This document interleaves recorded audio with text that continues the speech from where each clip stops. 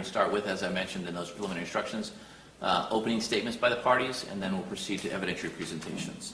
Does the state have an opening statement they care to make at this time? Yes, Your Honor. May it please the court, counsel. Right ahead.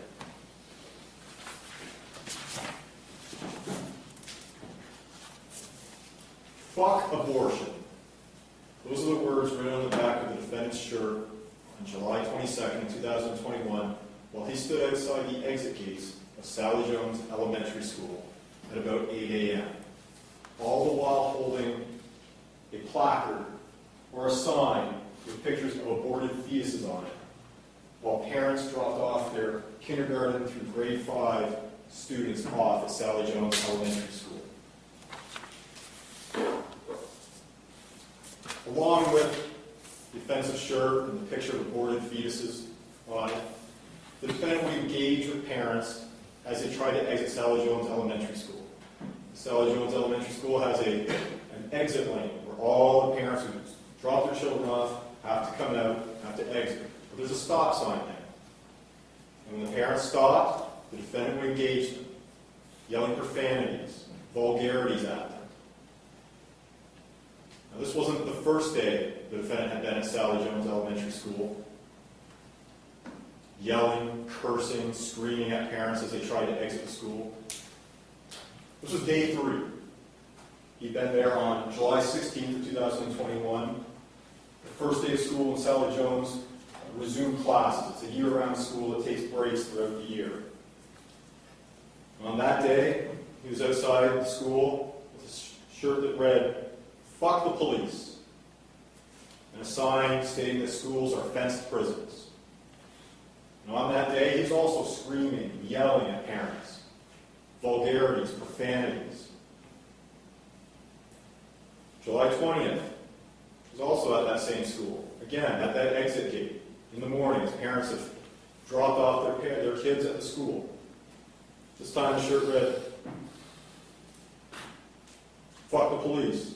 The sign read, "Cops are acting like Nazis," while the defendant had a swastika flag or a Nazi flag. Now, if it's just the defendant standing there with these signs, offensive shirts, we wouldn't be here today. But the problem is, ladies and gentlemen, is that parents began to engage the defendant. Parents that were offended by the language, the pictures of aborted fetuses. Instead of exiting the exit lane, when they came to that stop sign, they began to stop, and they began to yell back at the defendant. They began to curse at him, engaging in verbal sparring matches, vulgarities, profanities. The defendant calling them names like North Koreans, Nazis, cocksucker. Now the problem is that when parents begin to stop at the stop sign for extended periods of time instead of turning onto the street and exiting, it creates a backlog. Vehicle behind, can't go anywhere, vehicle behind that, so on and so forth. It's almost like a reverse domino effect. Backing up the drop-off process that morning. Each morning, actually. The problem with that is that the students are now not being dropped off in time. The classes at Sally Jones would begin at 8:20 in the morning. On these 3 days, July 16th and 20th, and then culminating on the 22nd, children were still being dropped off after 8:20, when classes should have or had already started. The school had to extend tardy slips to a large number of students who were late getting to class. The problem with this, ladies and gentlemen, is that you now have students coming in after classes have started, when the teacher is teaching his or her class. Children coming in disrupting those classes. Teaching has to stop. Children have to get into the class, get to their seats. The normal school function of Sally Jones is being disrupted, is being interfered with. The only reason why was because of the defendant. Normally, the drop-off process is quick. Parents stop for a split second, children get out, off to school they go, and by 8:20, kids are all in school. As a result of the defendant's actions, there were children, actually, not kids, children, remember, K through grade 5, coming in well after class had started. The defendant's actions also caused one parent to take actions into her own hands. Ms. Megan Wilson. She dropped her children off along with her boyfriend, Dale Qualls, on the 16th, as well as on the 20th. But on the 22nd, she did something different. After dropping her children off, she returned with a bullhorn. Large bullhorn. She proceeded to walk up to the defendant, turn on that bullhorn with a loud, wailing siren. Right in his face.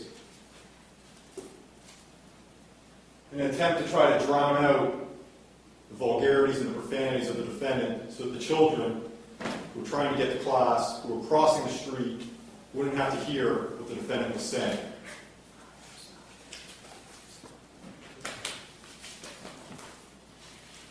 And Ms. Wilson blares that obnoxious siren. And it is obnoxious, you'll hear it.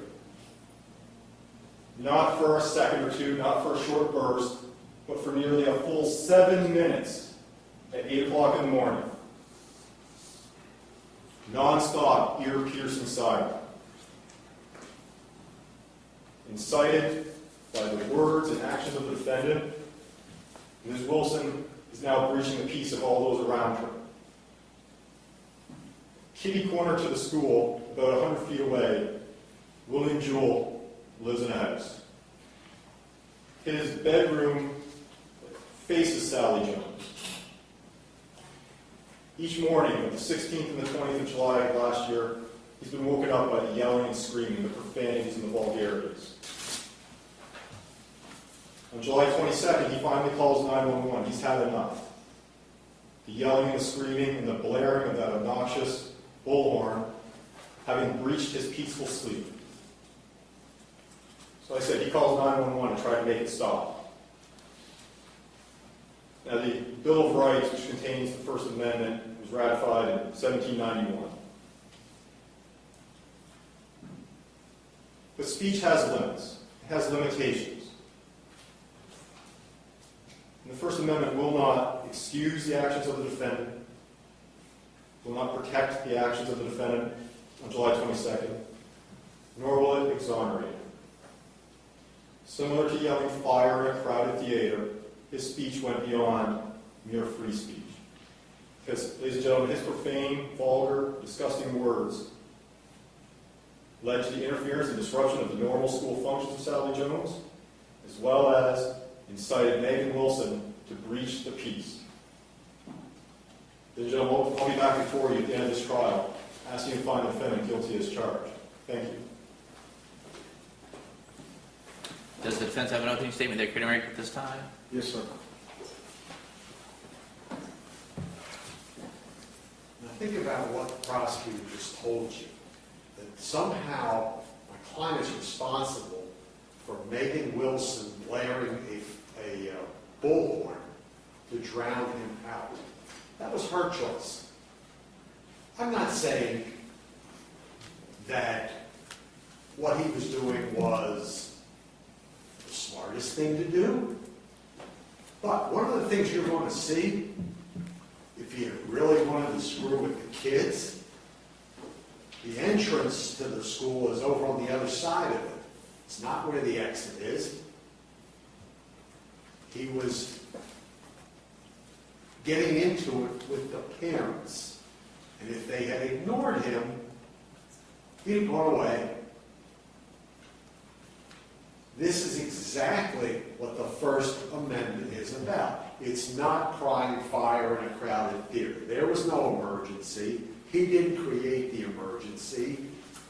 The parents, they wanted to stop and argue with him. If they had just left, he'd have been standing there himself. When you look at the picture, you'll see where the entrance is. It wasn't near the entrance. And you'll see where this is.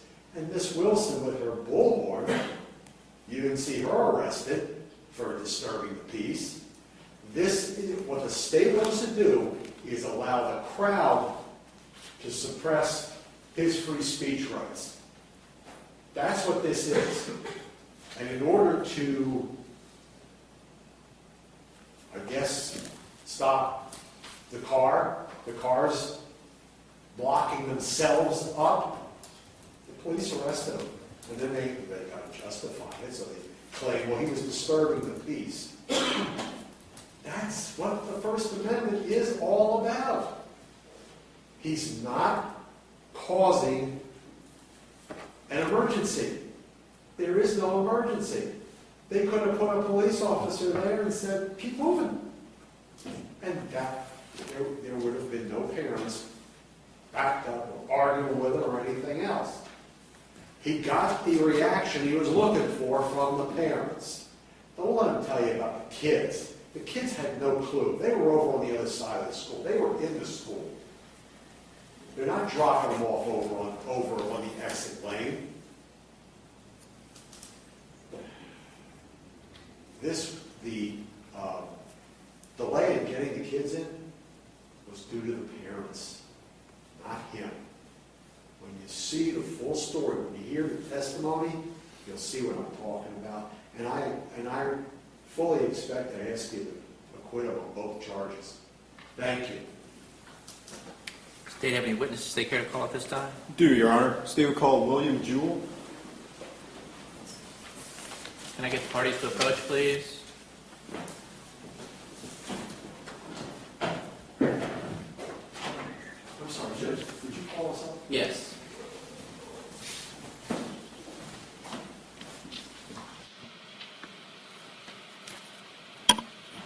This instruction is fairly broad and suggests that the testimony of this witness would relate to this area. It's my understanding that the witness is going to testify about the 16th, 20th, and 22nd. Yes, and so only some of the evidence that they are about to hear is on point. And so I would intend to modify this slightly to include that it's a reference to some of the evidence you are about to receive concerning other crimes, wrongs, or acts allegedly committed by the defendant will be considered by you for the limited purpose of. I'm not objecting to the court's proposed redaction at this now, but I don't want to lose my objection to the crimes, other crimes. Evidence generally. Correct. Understood. But I'm not objecting to what you're proposing now. Any objections? No. Thank you.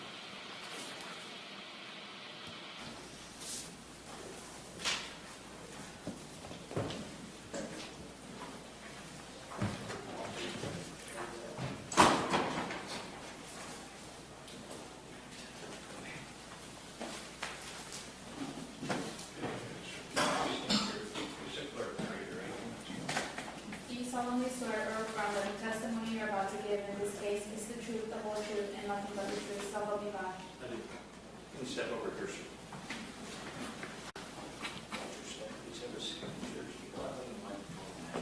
Okay.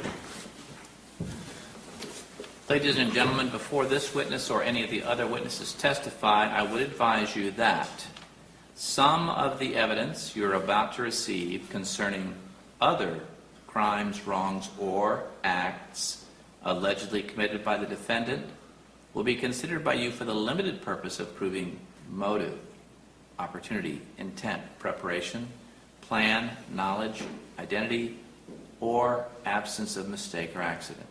And you would consider that only as it relates to those issues. However, the defendant is not on trial for a crime, wrong, or act that is not included in the information.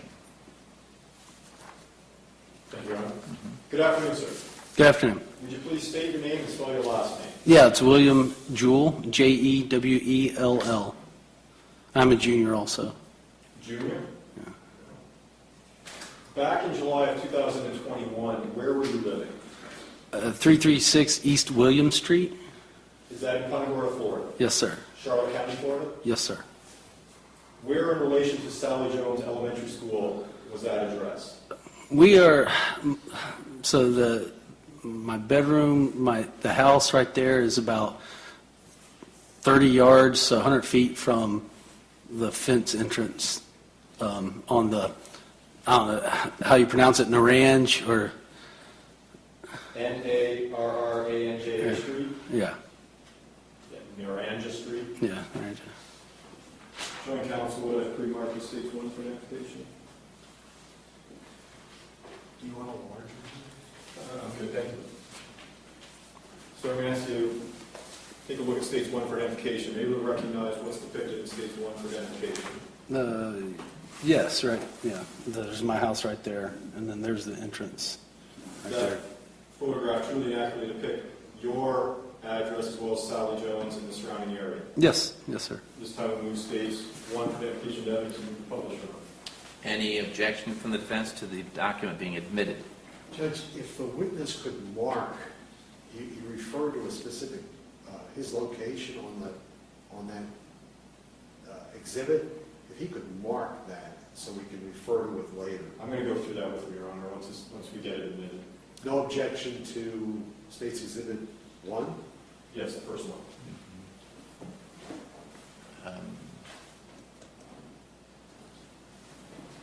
He won't be able to alter the exhibit after it's admitted. That's fine, Your Honor. We can have him describe exactly where it is so the record's clear as to what address or what building he's talking about. All right. That's admitted at this time. I need you to give that to the clerk so she can mark it as admitted, and permission to publish is granted.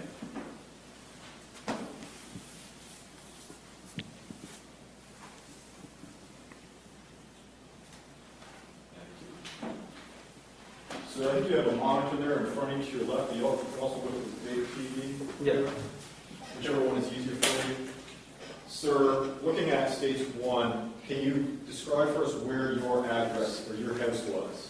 Yeah, it's in the top left-hand corner there, the house there. The house in the corner of East William and Narragansett Street? Yeah. What direction did your bedroom window face? It's on the, I don't know, it's street, the William, it's right on the corner. So it's, my bedroom's right on the corner of the.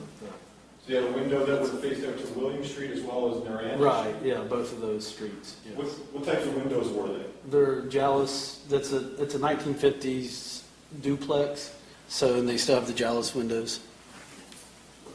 Did your bedroom at the time have air conditioning? No, it still doesn't. Still doesn't? No. Did you sleep with the windows open? Yes. Turn your attention to July 22nd of 2021 at around 8 a.m. Did you call 911, sir? Yes. Were you at your house there on William Street in the top left corner as we described? Yes. Why did you call 911 that morning, sir? So for a couple days, there had been some things going on, and I don't, thinking back, I don't know exactly how many, but there was I think a day, and it was okay, just kind of interested, and then there was another day, and it was okay, then the third day, it was okay, now this is every morning, we can't get woken up every morning, Okay, so this third morning, sir, the day you called 911, did you hear something specifically that woke you up? There was yelling, and there was bullhorn. So, let me just stop there. So, on the morning of July 22nd, 2021, yelling and a sound of a bullhorn woke you up. Yeah. The bullhorn, was it making a siren type sound? Yes, I believe so. Prior to hearing all this, had you been sleeping? Yes, trying to. Yeah. Now, you said that this was the third day that things have been going on. Yeah. What types of things have been going on the first 2 days? There was a protest or whatever out there, and there was people, and it was just getting the attention, and there was loud. I heard music one time. I don't know which day, but there was loud music being blasted. There was yelling. There was words. I know my wife was a little afraid of, it's getting ramped up a little bit, so. The first 2 days, did you call 911? No. It was this third day that you called 911? Yeah. After you called 911, Did you hear any of this yelling or screaming or bullhorns on any other day after? No, it stopped. How far, maybe I missed this, but how far from the gates here was your window, roughly? It's about, I think about 30 yards. 90 feet or so? Yeah, 100 to 150 feet, somewhere in there. The yelling and cussing, was that a male voice that you heard? Yes, I heard a male. Were you able to see the male's face? Or sorry, did you see the male who was yelling? No.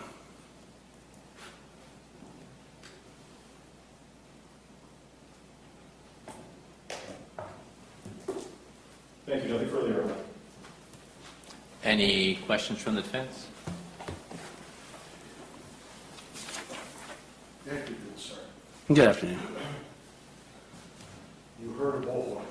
Yes. The day you called 911. Yes. Okay. On the loud music, that was not the same day, was it? I don't remember. I just know that there was loud music on a day or a couple days. I don't know. You didn't see the source of that music, did you? No. And I'm sorry, I couldn't see you over here. Yeah. Is this your house? Yeah, that's the duplex. Yes.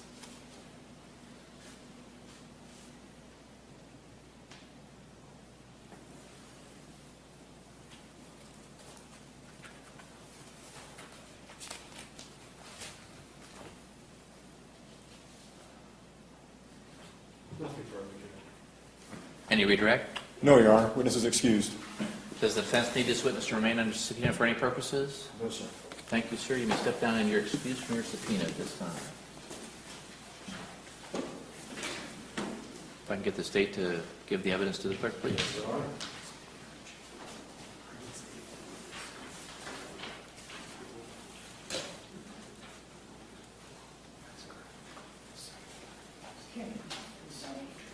Any other witnesses to the state? Yes, Your Honor. State will call Joe Angelini.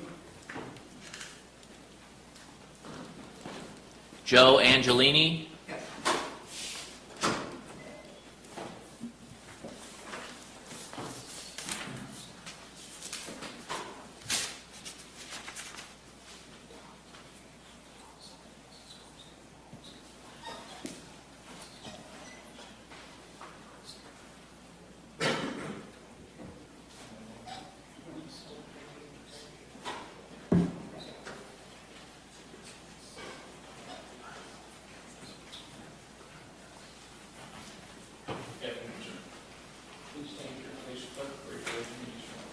Do you solemnly swear or affirm that the testimony you're about to give in this case is the truth, the whole truth, and nothing but the truth, so help you God? Yes, ma'am.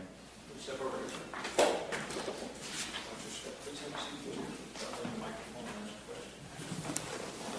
Good afternoon. Yes, sir.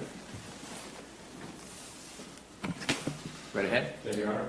Good afternoon, sir. Good afternoon. Would you please state your name and spell your last name?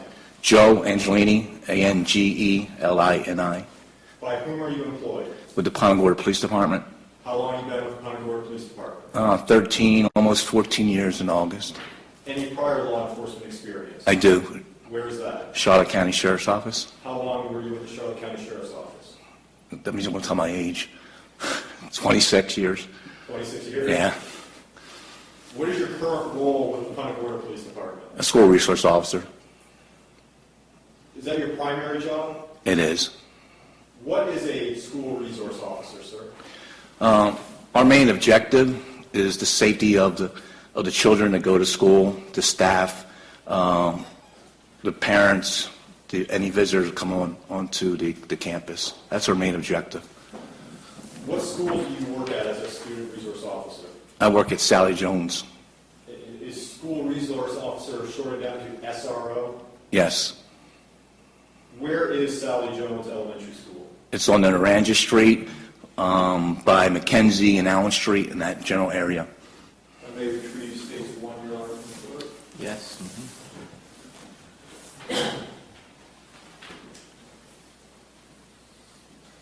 Sir, the long rectangular building there in the middle, is that Sally Jones? It is. Can you describe for us the actual physical property, or the real property of Sally Jones in terms of land, fence, that type of thing? So the physical address is, I believe, 1250 on Naranja Street. And we see Naranja, is that Narranja? That is correct. It's pronounced Naranja? Naranja, yes, sir. We were struggling with that with the previous witness, how to pronounce it.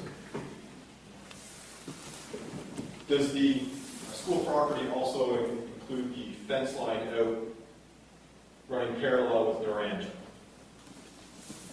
It does, yeah. Yeah. Technology's failed us. Yeah. Maybe it'll come back up.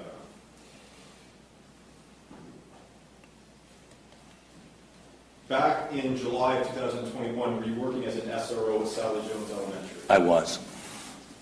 Are parents allowed to drop their children off at Sally Jones? Yes, sir.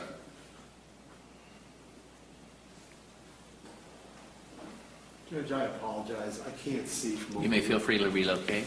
I'm okay over here. Yes. Thank you.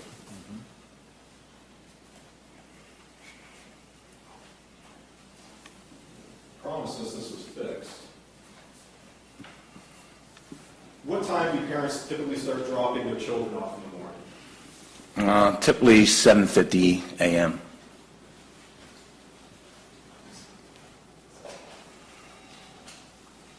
Do they sometimes start earlier, like around 7:30? Objection leading. Based on the form of the question, I have to overrule the objection. You can answer the question in its form. Yes, they sometimes come in around 7:30, not just drop off, but a lot of kids also walk because they live in a neighborhood and they get there early. Now, at 7:30 in the morning, how many, you can estimate, children are being dropped off at that time? There may be just a few cars, not many, but again, I think I have more walkers at that time in the morning. When you say walkers, what street are they crossing in order to get to the school? They'll cross over Cooper Street, which is the main street. They'll cross over Naranja Street. They'll come from the Allen Street side. So they come all over the general area. Taylor Road also. The Naranja Street, is there an entrance or an exit to the school property off of Naranja? There is. Do children cross Naranja and enter through that opening to get to the school? Yes. When does the number of parents dropping their children off in the morning get to its, or start to build up? Right around 7:50 in the morning. What time does school actually start at Sally Jones? I believe it's 8:20. Is there a bell that rings at that time? There is. If you know, what is the purpose of that bell? That's a late bell. They have to be in the class. On a typical day, what time is the drop-off procedure completed by? Probably about 8:20, we'll say. Or a little before. On a typical school morning, how heavy is the traffic that is actually in the school grounds? It's very heavy.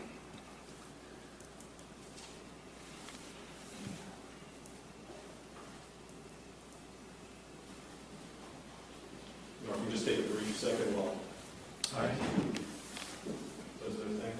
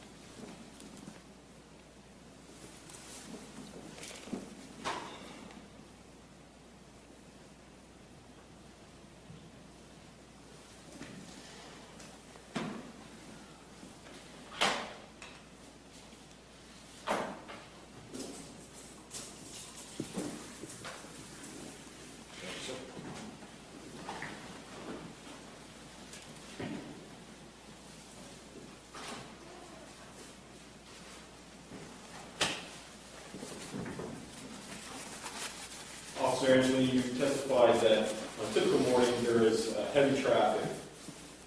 Can you describe the actual flow of traffic? Is it smooth? Is it congested on a normal day? Normal days is smooth, because of the assistance of myself and staff members that are outside, having the flow of traffic moving quickly. How do you assist in helping traffic flow quickly and smoothly? So what happens is the traffic usually comes down Cooper Street, right in front of the high school, and turns right onto Mackenzie Street. And So just let me stop you there. You say Cooper Street. Where on this map is Cooper Street, sir? Or where would it be if the map is extended? so if the map were extended, it'd be just east of where Mackenzie's starting. Off to our right of this picture? Yes, sir. And it's they turn off of Cooper onto Mackenzie? Yes, sir. Where do they proceed after they make the turn onto Mackenzie if they're coming off of Cooper? So there's an entry on Mackenzie Street where the parents come through and wraps around and goes to the front of the school. That entrance that you're describing, is that right here above the 10, the 1 and the 0 and the case number? Yes. Does he, on a normal day, is the drop-off procedure, does it run smoothly? It does run smoothly.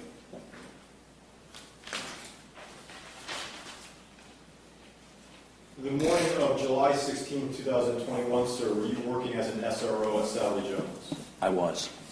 What time did you get there? I get there at 7:30 or before. Shortly before 8 a.m., did you see a man by the name of Andrew Sheets arrive at the school? I did. Do you see Andrew Sheets here in the courtroom today, sir? Yes, he's at the desk there with the blue shirt on. May the record reflect that this identified the defendant, Your Honor. Record so reflect. Is Sally Jones Elementary in Charlotte County, Florida, sir? It is. When you first saw the defendant, where was he? He was standing on the corner of Naranja by East William Street. This corner, the intersection of the top left quadrant of the photograph? Yes. What was he doing? He was standing out there interacting with my parents and also with me, yelling at me and saying things, using curse words and stuff towards me and also parents as they exit the school. I was standing at the front of the school, allowing the traffic to flow out of the school because now remember it's the beginning of the school year, so there, especially in the beginning of the school year, a lot of the children, parents do drop the kids off. Usually a month later on, it starts to slow down a little bit. Now, But sir, let me stop you there. You said that he was yelling and cursing at parents. Do you recall the specific words he was using? yeah, they're using the words Nazi and things like that. Yes. What do you mean by things like that? If you can elaborate. Using the foul language, excuse my language, using the fuck word, again, using Nazi the words. The schools are prisons and things like that. Did you hear him yelling the word cocksucker? He used those same words, yes, but not mainly towards the parents coming out of the school. And then let's focus on when he was yelling to the parents. Was he saying fuck and cocksucker to the parents? Yes. When we say yelling, can you describe how loud his yelling was? Very loud, like hostile, very at the top of his lung, so the parents can hear him in their vehicle when they're exiting the school. You said the defendant was at the corner of East William and Naranja. Are we talking about the southwest corner here, sir? Yes. Do you recall if he was holding a sign? Yes. Do you recall what the sign said? It referred to schools being prisons. Did he have a shirt on? Yes. Was there any words on the shirt? Yes. What were those words? Fuck the police. At any point in time, did the defendant ever cross Naranja to get closer to the school? He did. He went to the opposite side to the swale.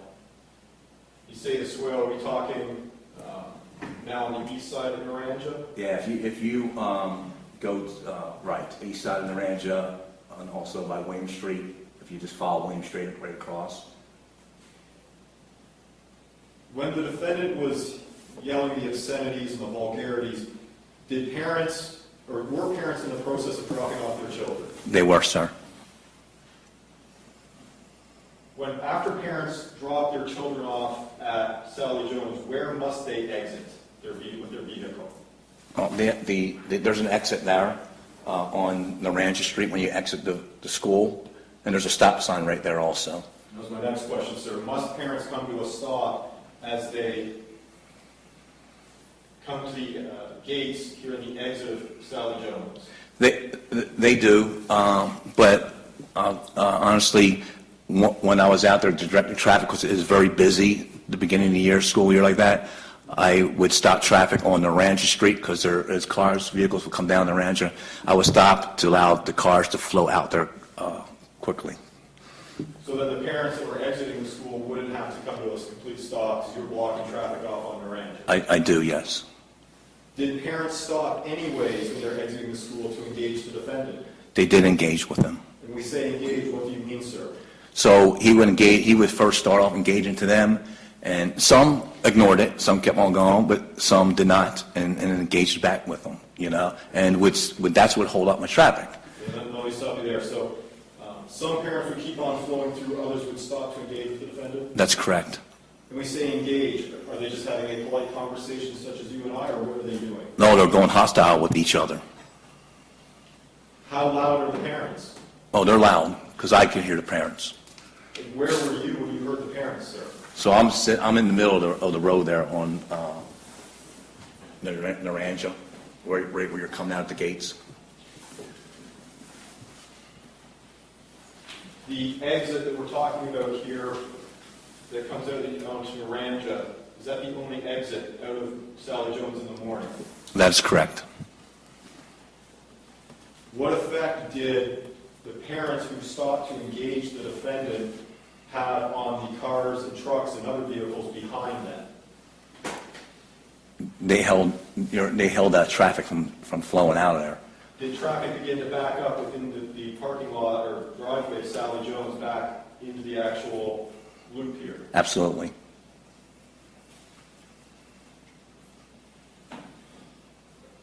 Earlier you said let me strike that. Did the traffic eventually back up out onto Mackenzie Street at the entrance over here? Yes, it goes all the way down to Mackenzie Street. Was traffic backed up down Mackenzie Street? Yes. On a typical day, does traffic back up onto Mackenzie Street? Not normally, no, because the traffic flow is pretty good, yeah. On this day, July 16th, what time did the drop-off process conclude? Approximately.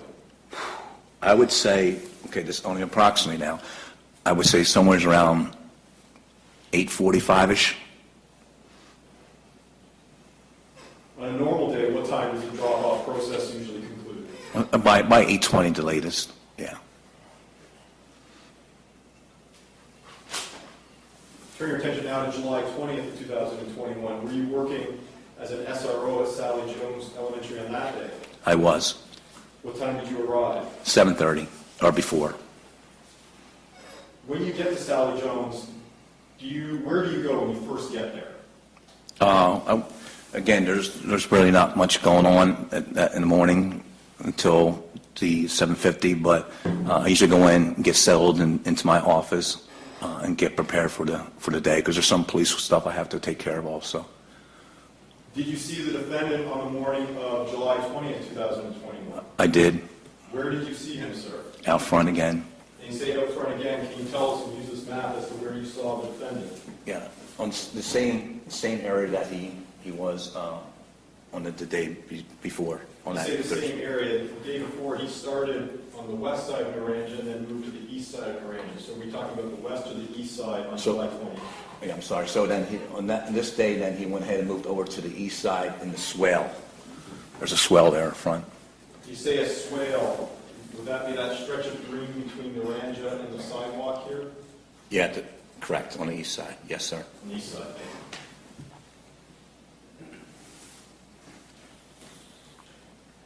Do you recall what if anything, he had written on his shirt that day? Yeah, wearing the same shirt. Fuck the police. Did he have a sign with him that day? Yes, he did. What, if anything, did the sign say? It referred to Nazis. All police are Nazis. Did he also have a swastika flag? He did, and underneath that flag was also a blue line flag. what was the defendant doing while he was now closer to Sally Jones Elementary, wearing the shirt that said "fuck the police" and holding the "cops are Nazis" sign? Yeah, he still, and continued to engage to the parents trying to leave the school and making it hard for me because, again, a lot of traffic coming down the Ranger too, so it was just difficult. It was very difficult. When you say the defendant was engaging the parents, what do you mean, sir? Like the cocksuckers, cursing at them, you know, actually even calling the parents Nazis, okay? What effect did that have on the parents who were, I sort of strike that? The parents we're talking about, are they still coming out of that same exit that we talked about here out in Miranda? Yes, sir. Is that that's the only exit out of the school zone in the morning? Yes, sir. What effect, how loud was the defendant yelling those words, cocksucker, Nazi, and the others? It was loud. It was loud enough where if you go into the school where the cars come to pull out by the sidewalks up there, I mean, there's kids there that are actually helping. They're called safety guards or kids, whatever they are, and not enough where those kids can hear him screaming and yelling. And where on this map were those children located? So, Can you describe it for us? yeah, so if you, Actually, Your Honor, if the witness might be able to step down and point out on this map to assist the jurors. All right, sir, you can step down and go to the large screen. You can try to do it without touching the screen. That seems to be what's causing it to black out. If you keep your back open to the jurors, so yeah, let's try to figure out where, so, this is sidewalk here, okay? This is the exit going out, where's the exit right here, right? So see the sidewalk right here? the sidewalk that eventually curves Yeah, down right here. Yes. So usually you had one teacher here, okay, and there's several students along the way. They help the traffic move, and they help get the kids out of the vehicles also. So we continue to have the traffic run smoothly. So now, thank you, sir. You can return to your seat.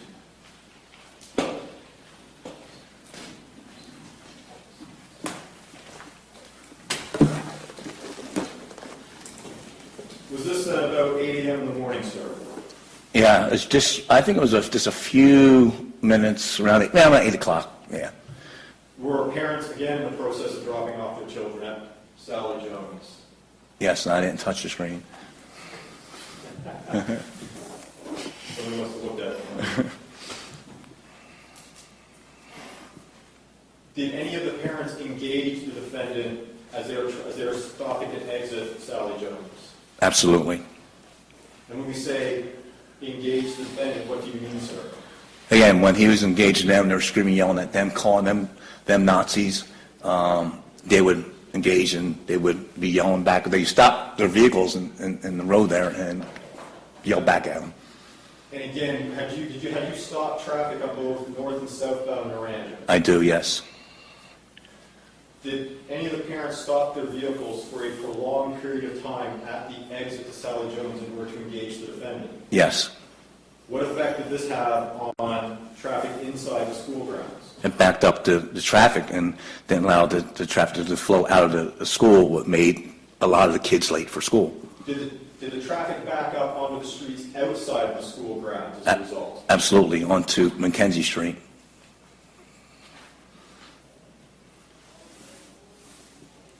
What time of day, or what time was it on July 20th, 2021 that the drop-off process was concluded?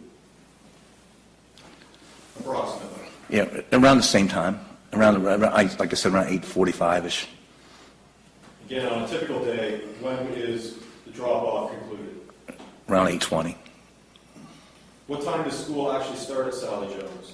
That late bell goes off at 8:20, so that's when the kids need to be in the classroom at 8:20. On both July 16th and July 20th of 2021, did a woman by the name of Megan Wilson drop her children off? Yes.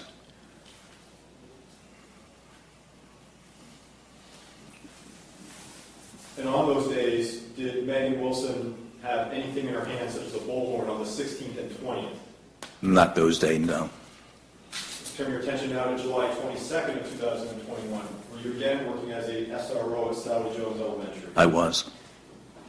Arrived at about 7:30 again? Yes. When you first arrived, where did you go as it relates to Sally Jones? Inside the school. Did you stay inside the school that morning? I was finishing up a few things inside the school and was proceeding to walk out of the school when I was summoned.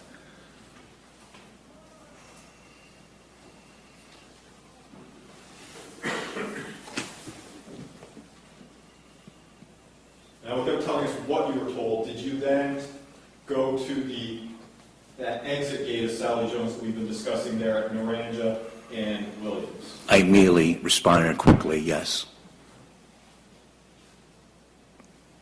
Guess you said that.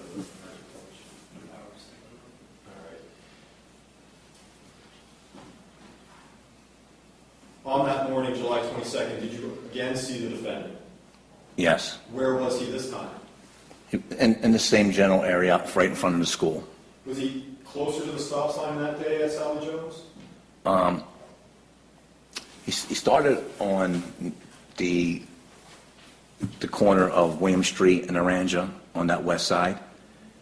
Yeah. And where did he move to? Then he walked in. Well, then he walked up towards in the road. Actually, in the road. After the road, where did he walk to? And then he walked to the front of the school through the swale and onto the sidewalk. Where in relation to the stop sign at Sally Jones did he stand after he crossed Naranja? How close to the stop sign was he? 4 foot, maybe. How far from the exiting vehicles was he? Right around the same about 4 footish. Do you recall if he had a shirt on that had any writing on it? Yes. What did the writing say? It said, fuck abortion. Is Sally Jones a Planned Parenthood facility? Is it an abortion clinic? No, it's an elementary school. Did the defendant also have a sign with him that day? He did. What was on the sign? He held up the sign and it had a placard that said abortion, and he had actually was taped on fetuses on the board.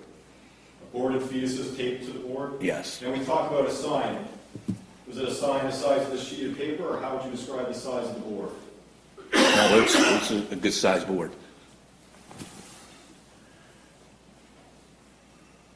Along with the shirt that said fuck abortion and the sign with the aborted fetuses, was the defendant saying anything to parents as they were exiting the school grounds at Sally Jones? The same thing like he did the 2 days before, just engage with them, cursing at them, and calling them names and so forth, and they would, some, not all of them, but many of them engaged back with him. Same type of engagement that we talked about earlier? Yes. What effect did this have on the drop-off procedure? That was probably the worst day at all the days were bad, but that was probably the worst Why was day. that day the worst? Because I had cars stop actually in the middle of the road on Naranja Street. I had cars stop also in the middle of the road on East William Street, actually in the roadway, and I'm trying to exit the vehicles.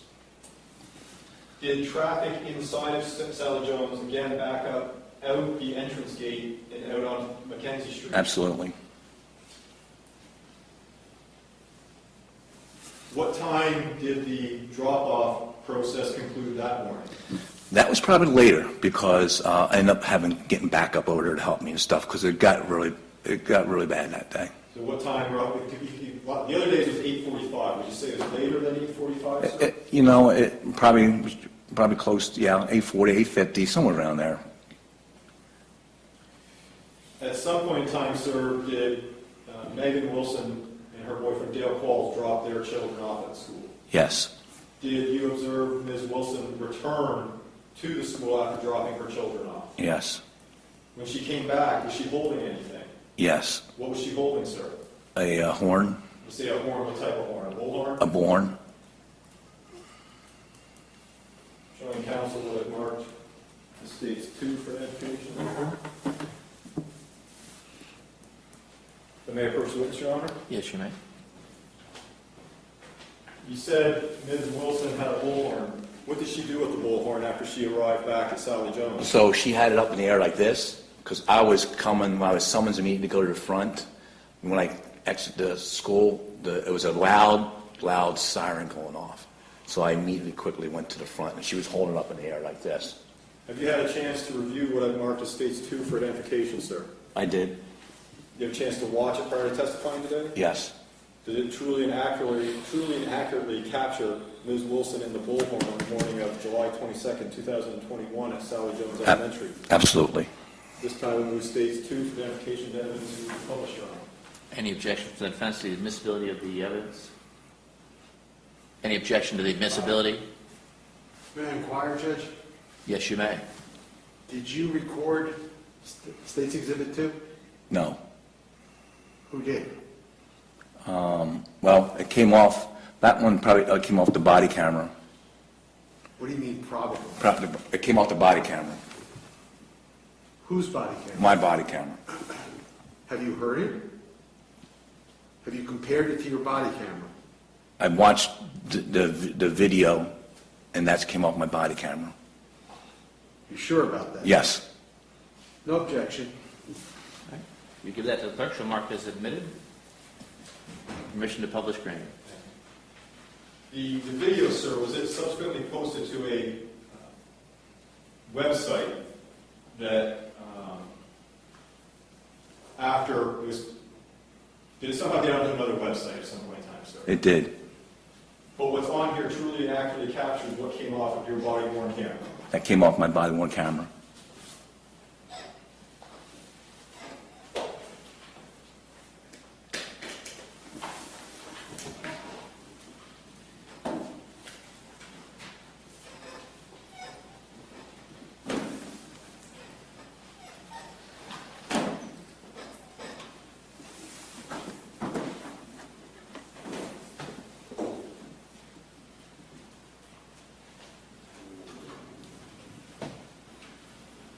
I want to stop it there, so before we go any further here at the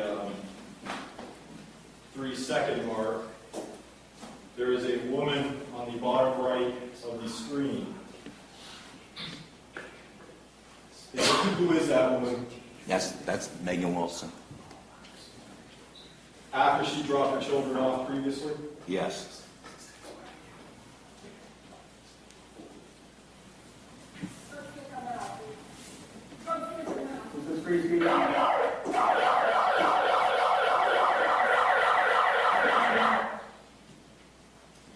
Never mind. No, thank you.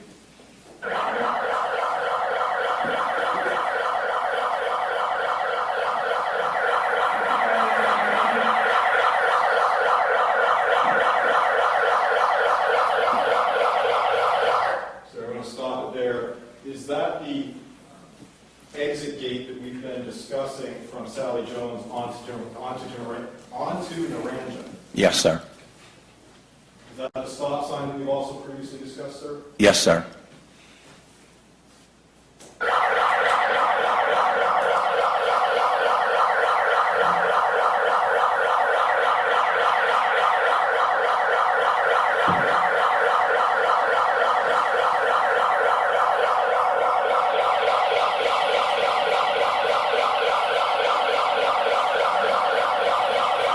Sir, of the 3 days that we've discussed, how many days did Ms. Wilson show up with that bullhorn?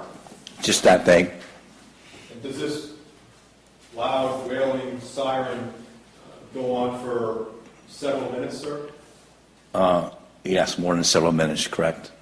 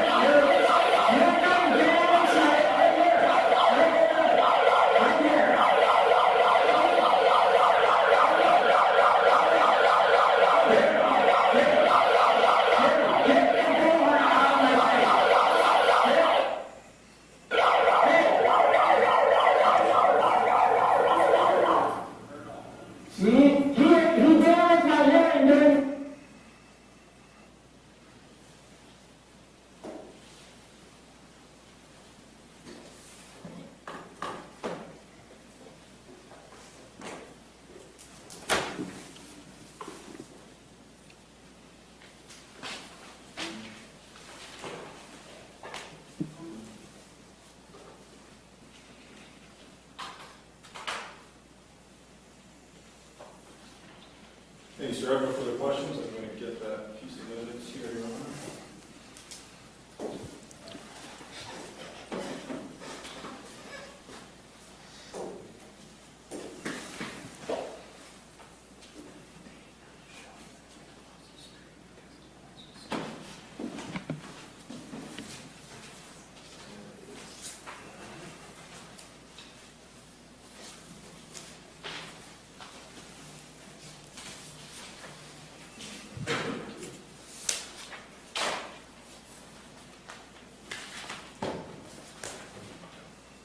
Any questions of the defense for this witness? Yes, sir.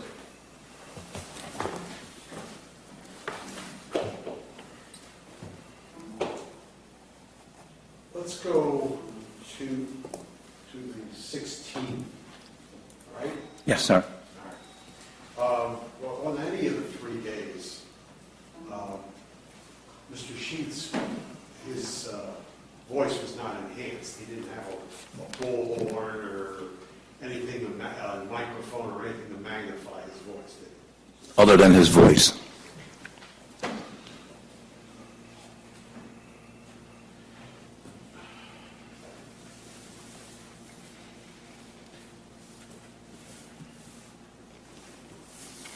Is this reviewing, Judge? Or is this? That is its standard desktop position. If you need that closed, we can close it. Looking for state's exhibit?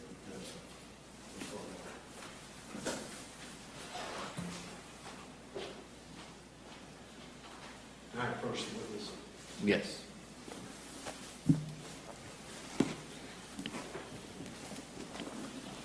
Over here is the exit, right?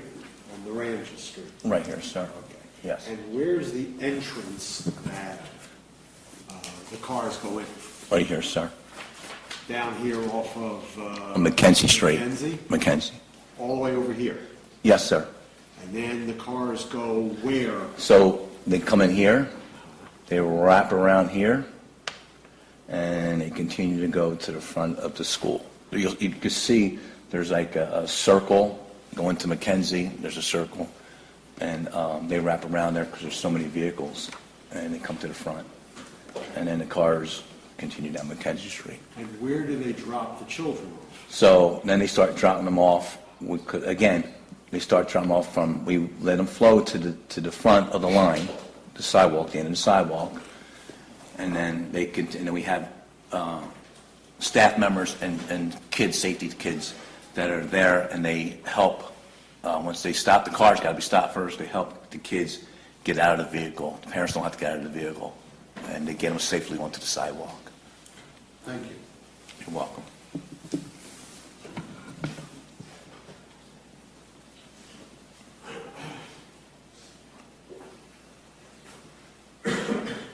Now, you said that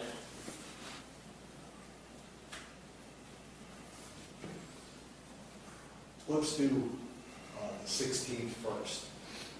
Mr. Sheets didn't block traffic himself, did he? No.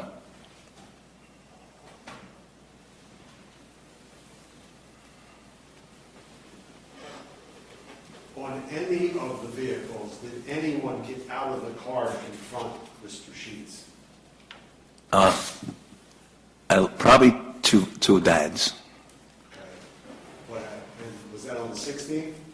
I don't remember what day. It could have been one of the 16th, but there was a couple of parents that, when exiting the school, didn't get out of the vehicle.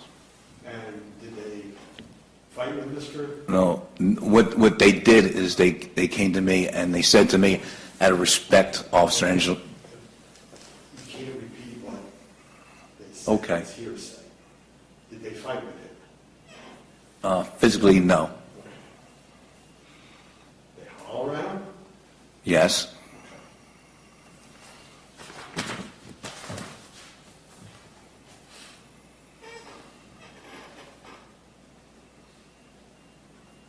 On the 20th,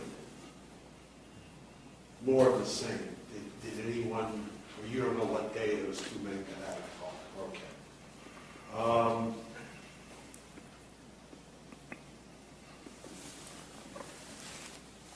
Miss Wilson, she dropped her child off on the 22nd.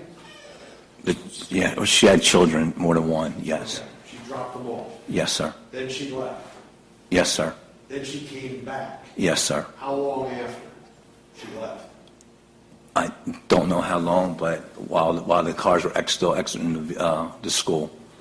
And this time she had the bullhorn. Yes, sir.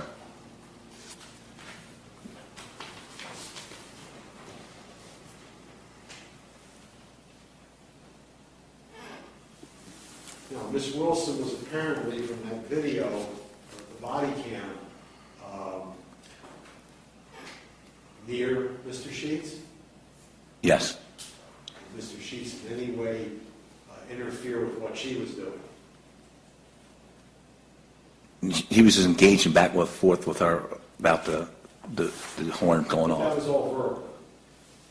And what you saw in the video, sir. But that was verbal, right? Yes, sir. He didn't touch her, she didn't touch him. No.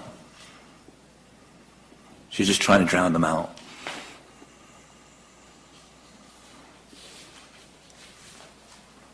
But again, on none of those 3 days did he himself physically block traffic. At one point, I think you saw in the video, he was actually in the roadway. Okay? But it was my job to make sure that he got out of the roadway. So not only for the parents' sake, but for his safety also. Did you tell him to get out of the roadway? Yeah, many times. And he complied. And he complied.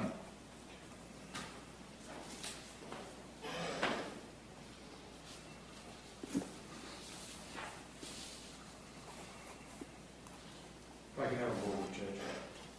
Yes.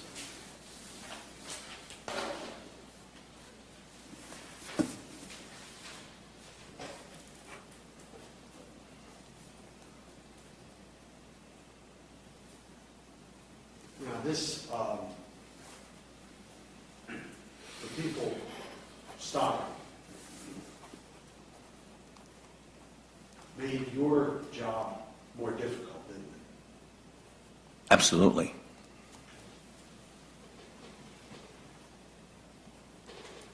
Nothing further, Judge. Judge, may I have a moment?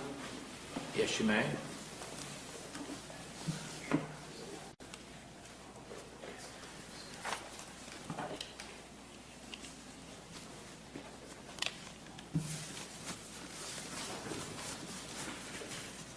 Nothing further, Judge. Any redirect from the state? Briefly, Your Honor, if I may. Go right ahead. On each of those 3 days, the 16th, 20th, and 22nd of July, 2021, how were you dressed? How I was dressed? Yes, sir. In uniform like I am right now. The couple of parents you said that exited their cars, now there's no physical fighting, but how would you describe their body language when they got out of their vehicles? Very aggressive. How close to them were you when they got out of their vehicles? I moved close to them and between Mr. Sheets and them because I did not want anything happen physically for Mr. Sheets and also the people getting out of their vehicles. But for the defendant's actions on July 22nd, would traffic have backed up into Sally Jones and out onto Mackenzie Street? No, sir. Nothing further, Your Honor. Thank you, sir. You may step down. Witness is excused. Thank you. Actually, strike that, he's not. All right. You're still under subpoena, but you can step down and Okay. return outside the courtroom. Thank you. State will call Jenny Oak.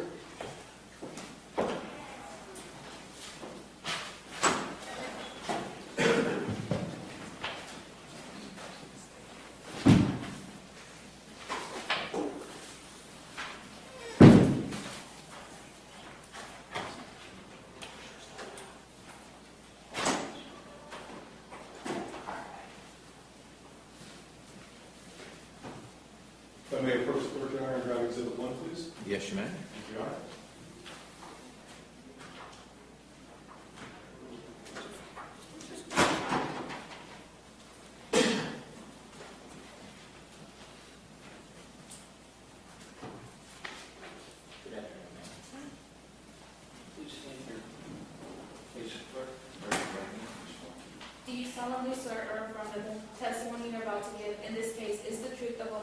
nothing but the truth, so help you God. Please step over here. Please have a seat.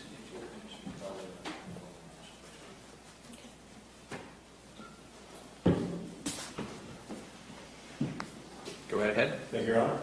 Good afternoon, ma'am. Hi.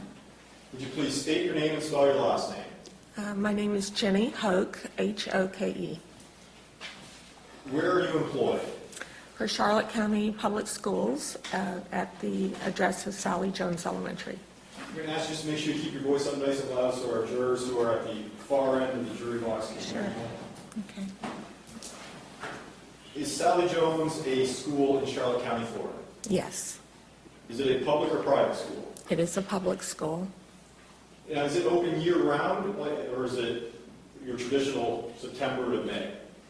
It is a year-round calendar, which our students are there July to May.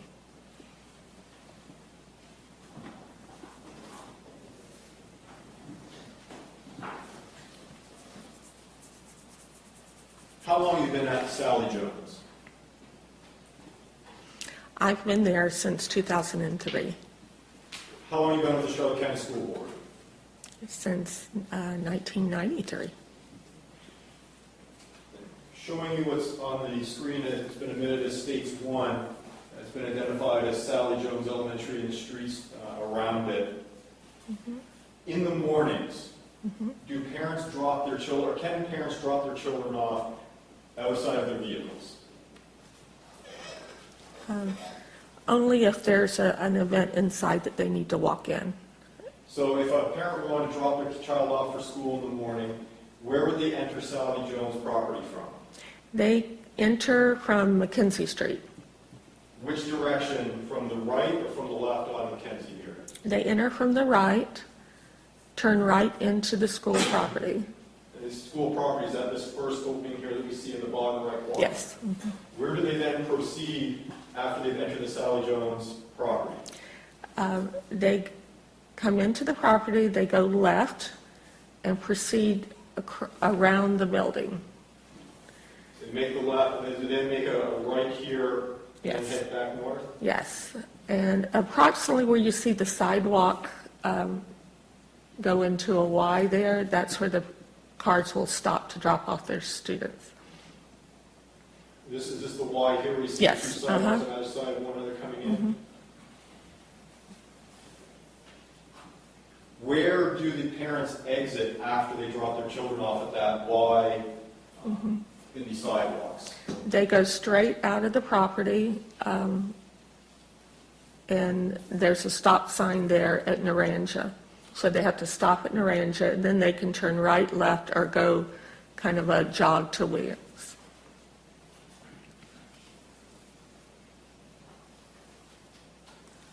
Turn your attention now to July 16th of last year. Were you working at Sally Jones Elementary? Yes, Was that the first day of the school year? yes. Did anything catch your attention about the drop-off process that morning? I received notification in the front office that the drop-off was being stalled because there was someone standing at the stop sign. Hearsay, Judge. It's verbal act explaining what she did next, Your Honor. Still hearsay. So I walked out and saw it myself. Just Okay. hold on just a second. If there's an objection, you have to stop. Okay, And then I have to make a ruling, and then Perfect. you'll be told from there how to go forward. okay. Verbal act explaining what she did, why she went outside. Great. A comment describing a situation is hearsay, so I'd have to sustain the objection.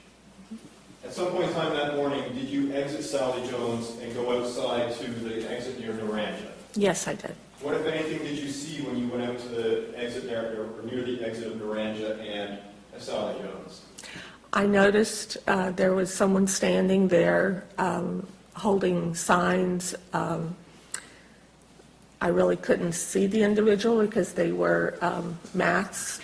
They had a buff or a mask on. Did you notice anything about the sign, what was on it that day? Yes, There was an F the police that day. You say F the police, are we talking fuck the police? Yes. What, if anything, did you notice the individual doing that morning while he was holding the fuck the police sign? He was yelling obscenities out to our parents as they drove out of the driveway. You say obscenity, do you recall the specifics? I heard him say fuck many times. The parents actually started yelling back at him as well. When the parents started to yell back at this man, did they stop their vehicles at the exit? Yes. You said there was a stop sign at the exit onto Naranja. Did the parents stop for longer than what was necessary to exit the school to engage with the man who had the sign that said fuck the police? Yes, yes, they did.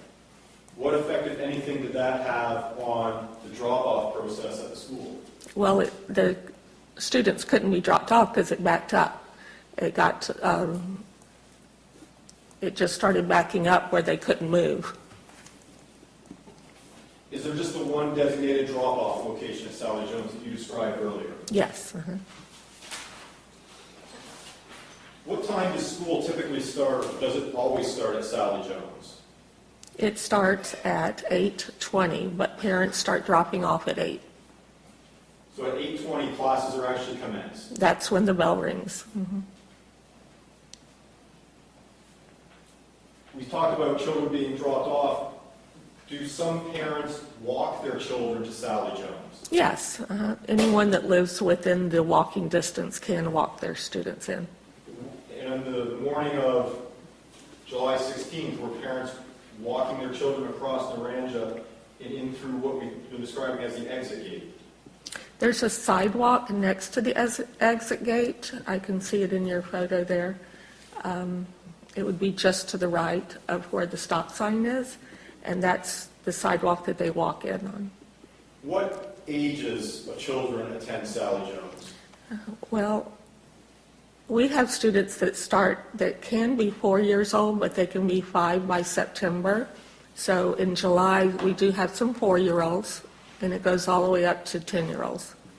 4 to 10. 4 to 10, some 11, depending on how many years they're there. All right.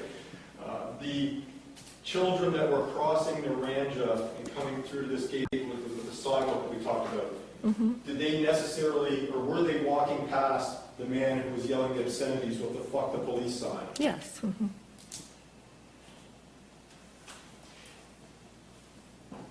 Did you happen to notice what, if any, impact on the children the actions of this man had?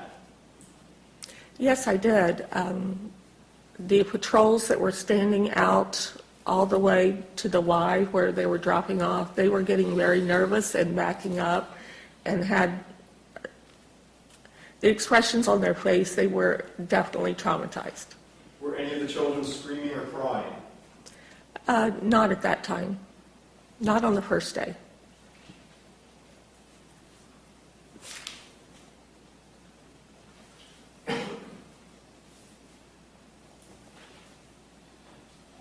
July 20th of 2021, were you working with or at Sally Jones Elementary? Yes. Did you see that same individual that morning? Yes, I did. What was the individual doing that morning? That morning, he had a sign that had a Nazi swastika on it. Where was he relative to the exit here at Naranja from Sally Jones? At the same place, he was just standing just past the stop sign. Aside from holding the sign that had the Nazi on it, Nazi paraphernalia, was the man doing anything? Or saying anything, sort of? He responded to the parents that were yelling at him, and he was yelling at the parents. When the parents that were yelling at him, are they in the drop or the exit lane? Yes, Was this also around 8 o'clock in the morning? yes. What impact did the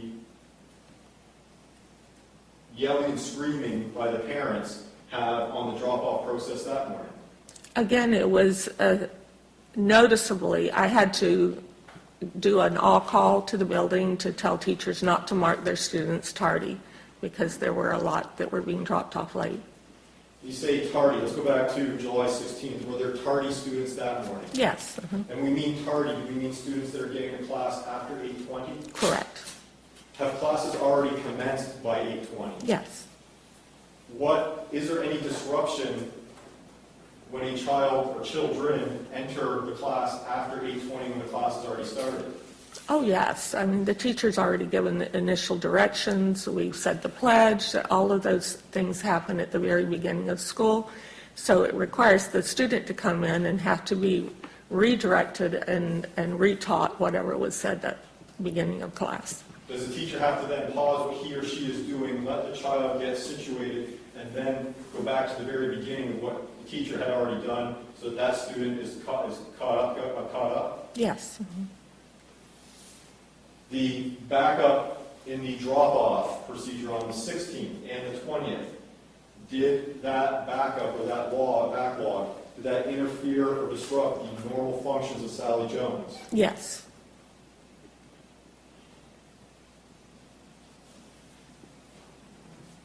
July 22nd of 2021, were you working for Sally Jones? Yes.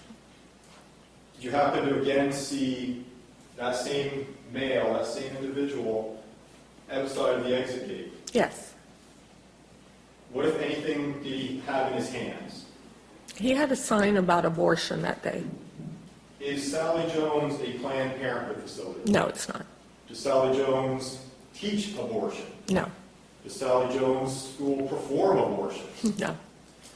To your knowledge, are there any abortion clinics anywhere near Sally Jones' exit? Not to my knowledge. Where was the man with the abortion sign on the morning of July 22nd? In the same location. Was he saying anything? I don't recall that morning.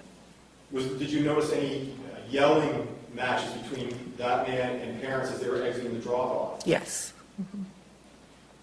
What effect did that have on the drop-off process again? Again, it was backed up, and it was causing, the parents were very elevated that morning, and I was receiving phone calls, which I would have to run in and take and then come back out, saying they weren't even sending their children to school, that they were... Objection, hearsay, Judge. No, I took the call. It's an objection from the attorney. Counsel for the state will respond. She's saying what she was doing. She's not saying what somebody's telling her. I don't see how that's hearsay.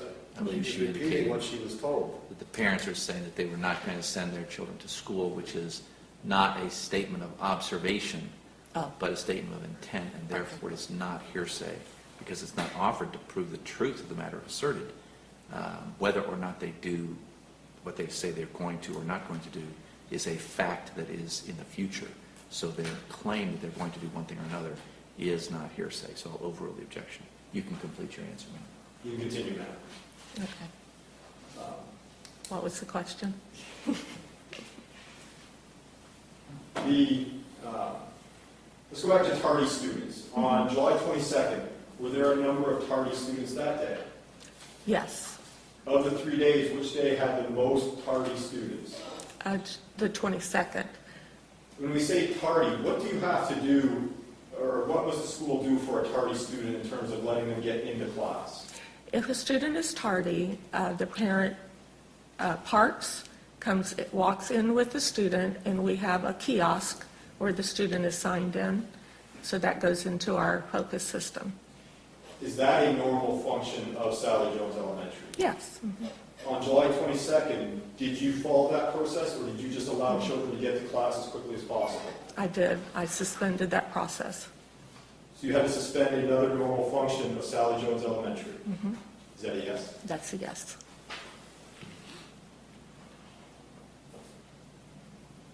Now, you said earlier on the first day you didn't notice any children crying or screaming. What about July 22nd? Did you notice any children screaming or crying? I did notice some tears from some of our patrols.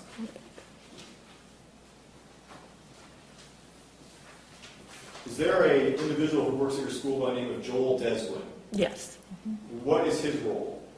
He's a PE teacher at our school, and in the morning, his duty is to stand outside at drop-off. He stands midway through the drop-off line, and if anyone needs to cross inside the drop-off line, walk across, he makes sure they're safely walked across.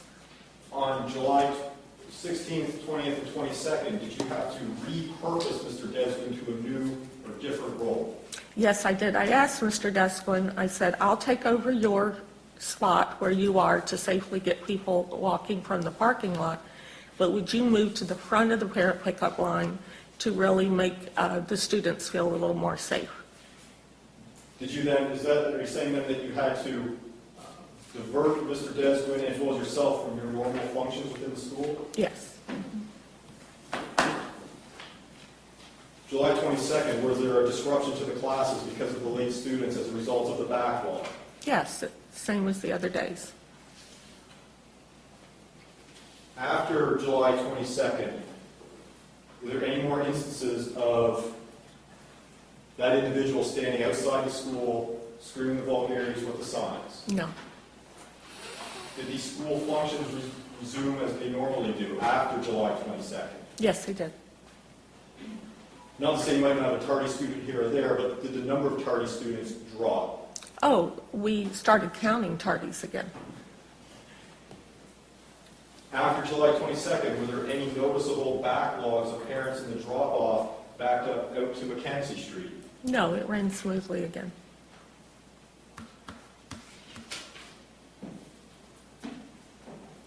Let's talk about the entrance here off of Mackenzie Street. Had the man with the vulgar shirts and the signs set himself up at the entrance, would the impact on the drop-off line have been the same or would it have been less? No, it would have been less. It would have been less? Is that a yes? That's a yes. And why would the impact of the defendant's actions have been less had he set himself up at the entrance? Because the parents had to stop at the stop sign to leave the property. That caused a lot of backup because the parents actually couldn't even see to turn right. So they had to stop at the stop sign. What time does Sally Jones end for the day? Our dismissal is 2:50. Had the man with the signs and the vulgar shirts set himself up at the exit at 2:50 p.m., would that have had an impact on school functions? Objection, speculation. I can rephrase it, Your Honor. All right. Had the defendant set up at the exit to Sally Jones at 2:50 in the evening or in the afternoon? Objection, speculation. You'll need to let the counsel finish his question before you make your... I thought he had. I was pausing. Would the backup have caused students to be late for school? At the end of the day, no. Are there any school functions that occur after 2:50 p.m.? Yes, we have clubs that are on campus, and we have an after-school program. Are there more or less students, sorry, strike that. Do all of the students at Sally Jones participate in those clubs or after-hours events? No.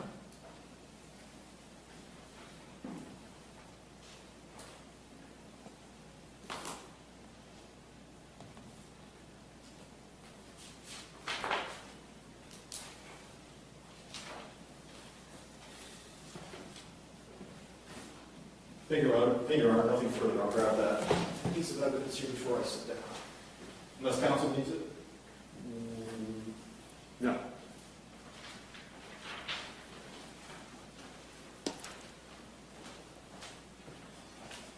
Just to clarify, Mr. Sheets was never there at 2:50 in the afternoon. No, not 250, no. Right. What you've been testifying about occurred 7:45, 8 o'clock in the morning? Yes, You have to answer out loud. I said yes. Okay. On the 20th, the second day, did one of your teachers set up a boombox with music? Yes, Mr. Desquin has a boombox that he plays music for students on Fridays. This was your PE teacher? This is the PE teacher. I asked him if he would take that out to the end of the where the students were to play some happy music, and hopefully they would not hear the words that were being yelled out. Okay. So you had him take his, what is it, boombox?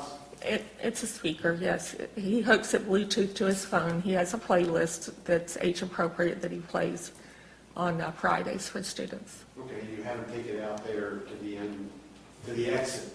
Yes. Nothing further, Judge. Can you redirect? No, Your Honor, witness is excused. Thank you, ma'am. You may step down.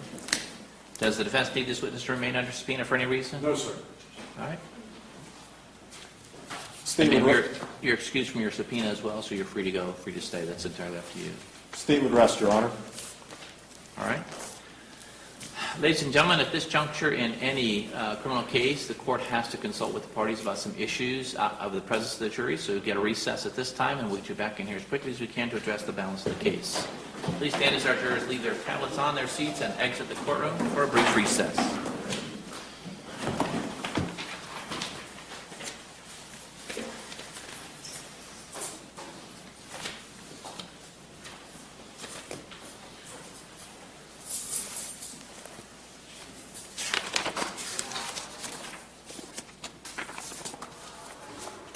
Please be seated. Anything from the defense at this time? Judge, could we take a 10-minute break? We can. Just a comfort break? Yes. And in the meantime, I will also speak with my client about... Whether he wants to testify or exercise his right to remain silent. Yes, yes, sir. Okay, all right, we'll take a 10-minute recess, be back in 10 minutes. All rise for a repeated recess.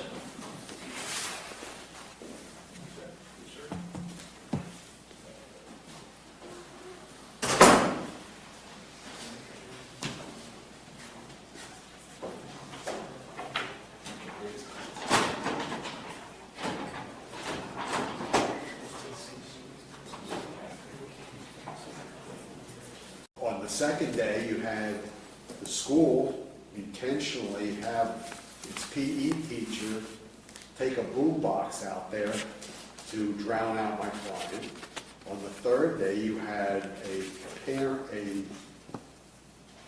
student's parent drop the student off, go home, and come back with the bullhorn. I'm assuming she had to go home and get it, otherwise she would have used it right then and there the first time she was there. This is in reaction to his words, but it doesn't, you can't let the reaction violate his right of free speech. He wasn't using fighting words. He wasn't screaming fire in a crowded auditorium.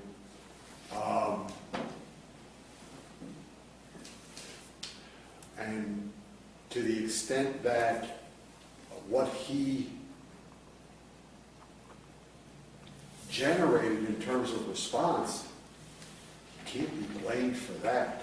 That was in response. So I'm asking for a judgment of acquittal on both counts. Any responsive argument from the state? Yes, Your Honor. Start with the breach of peace. I have some case law here for the parties.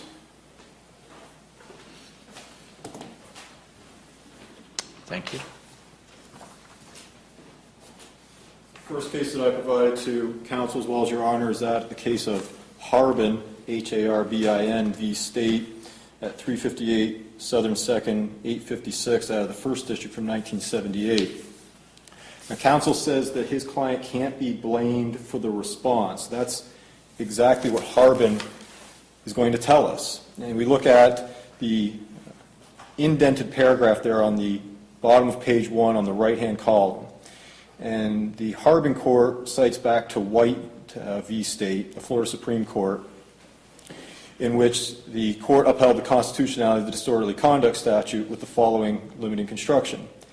They held that mere words used as a tool of communication are constantly protected. The protection fails only when, 1, manner of their use, the words invade the right of others to pursue their lawful activities, or 2, by their very utterance, they inflict injury or tend to incite an immediate breach of the peace.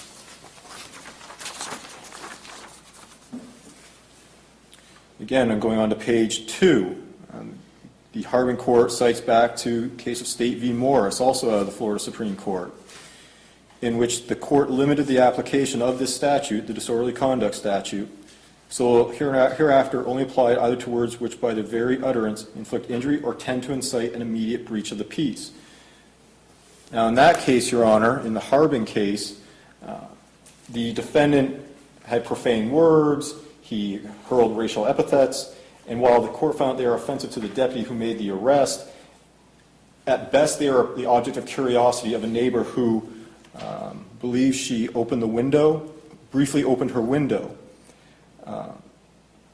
They found that that the defendant didn't cause anybody or didn't incite an immediate breach of the peace. Well, here in our case, Your Honor, we have Megan Wilson, who on the 3rd day of all this drops her children off, then comes back with a bullhorn, and as Your Honor heard it and saw it, is blaring it and blaring it and blaring it for 7 minutes. What does that do? That, along with the defendant's yelling and cursing, caused William Jewell to be awoken from his sleep. Sleep, by its very definition in nature, is peaceful. He said he was about 100 to 150 feet away from the school. His peace was breached. So the defendant's actions, by that 3rd day, Megan Wilson has had enough of it. The defendant's actions caused her to create an immediate breach of the peace, which is exactly what the court has said. That can constitute breach of peace.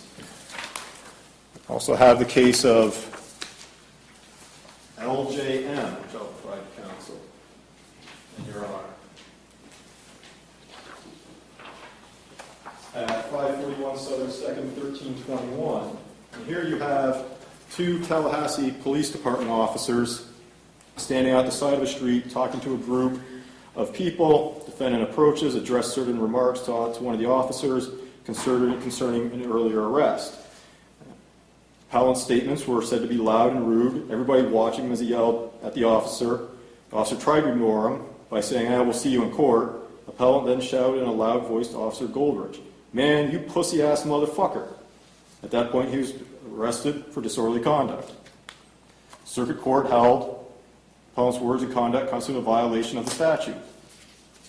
And again, LJM out of the 1st District cites back to State v. Saunders, another Florida Supreme Court case, that again, on page 2, states that in light of the considerations, we now limit the application of this statute to only apply either words which by their very utterance inflict injury or tend to incite an immediate breach of the peace.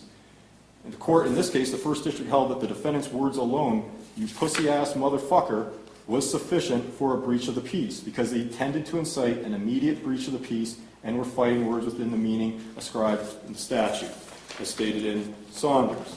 What we have here, Your Honor, again, going back to what happens with Ms. Wilson, which leads to Mr. Jewell's peace being breached. The defendant incited the immediate breach of Mr. Jewell's peace.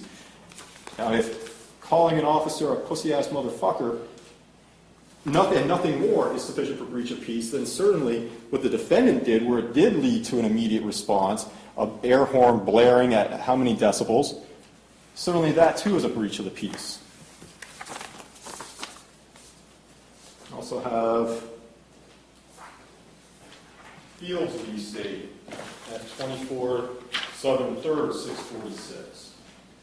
Now here, the 3rd District notes that the mere fact that people come outside or stop to watch what is going on is insufficient to support a conviction for disorderly conduct. The court noted that there must be some evidence that the crowd is actually responding to the defendant's words in some way that threatens to breach the peace. Megan Wilson responded to the defendant's words and actions from July 16th, July 20th, and July 22nd. And what did she do? She breached William Jewell's peace. So counsel's claim that the defendant can't be blamed for the response flies in the face of the established case law. So on the breach of peace, Your Honor, I would argue that the judgment of acquittal argument must fail. There wasn't much argument as to the disruption of school function, but the testimony that we heard was that the school, on those 3 days, the drop-off process was negatively impacted, traffic backed up. Usually the process is completed by 8:20. It's being completed by 8:45 on each of those 3 days. Cars are backed up onto Mackenzie. Students are being tardy. Students are having to be brought into class after class has started. The classes are being disrupted. Classes are being interfered with. Those are normal school functions. They were disrupted. They were interfered with. And lo and behold, after July 22nd, there's no more instances of the defendant being at the school. School functions resume as normal. They resume their normal tardy procedure of having to document and log it into the system, as Ms. Hoke said. So for those reasons, Your Honor, I'd argue that we have presented enough evidence to withstand this judgment of acquittal challenge. Defense motion, any final argument on the motion? No, I've already made the argument, Judge. All right, give me just a moment.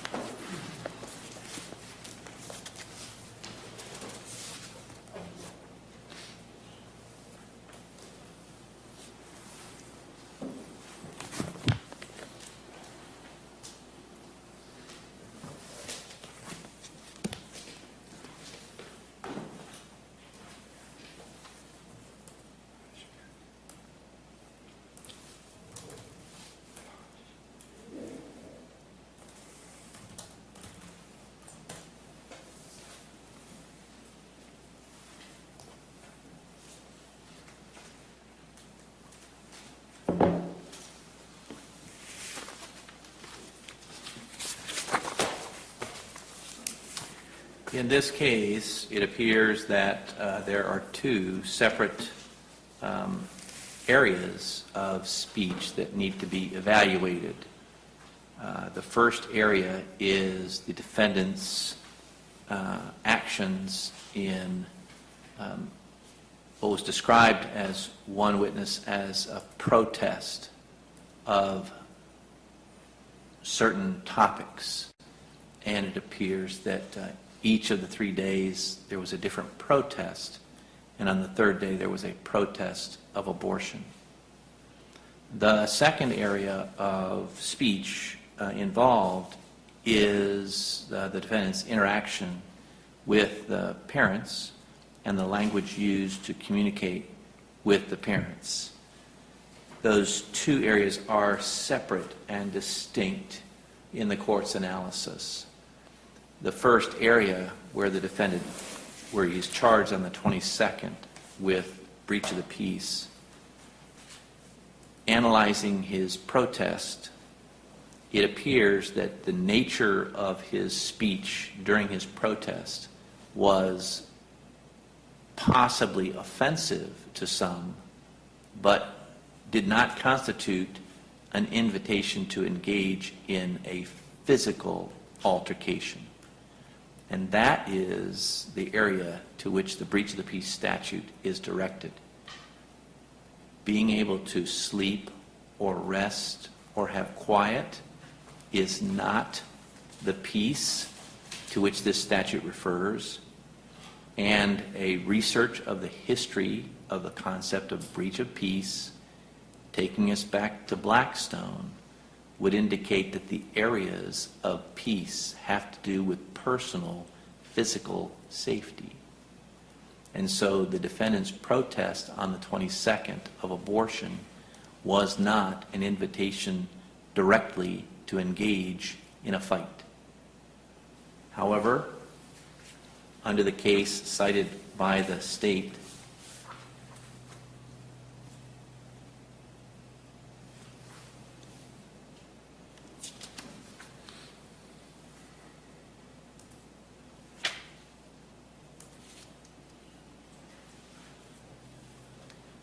LJM versus state, the foul language used by the defendant toward the police officer was of such a nature, of such an insult, that it was an immediate invitation to engage in a physical altercation as to defend the officer's integrity. This is why using certain words toward other people, historically, an example would be the N word to an African American is an immediate invitation to engage in a physical altercation to defend one's integrity. That invitation to engage in a physical altercation is the invitation to breach the peace, and it is that invitation that constitutes the breach of the peace. And so whether or not the words that the defendant was using toward the parents were so offensive as to invite them to engage in a physical altercation to defend their integrity is a jury question. They are going to have to decide, was that something that would so offend these people? This court cannot decide that it was not, and that would be what I would have to decide at this juncture in order to grant a directed verdict or a judgment of acquittal or to dismiss the case. Having found that I cannot grant a directed verdict on the breach of the peace if the defendant's conduct in engaging with the parents and the foul language and offensive language directed toward them was sufficient to constitute a breach of the peace, then his conduct, engaging in criminal conduct at the edge of the school property, is what would have caused the disruption in the school functions. And so it hinges on whether or not the jury finds that his speech directed toward the parents personally and on an individual basis of a of a vulgar nature would be sufficient to invite them to defend their personal integrity and engage in a physical altercation. That's a jury question as to breach of the peace, which makes it also a jury question as to the disruption of school functions. If it was not, then it could not be a disruption of school function. If it was, then it could be a disruption of school function. Those are all jury questions. So I wouldn't be able to grant a judgment or a directed verdict at this point in these proceedings as a matter of law. So I have to deny the motion. Has your client decided whether or not he's going to testify in these proceedings?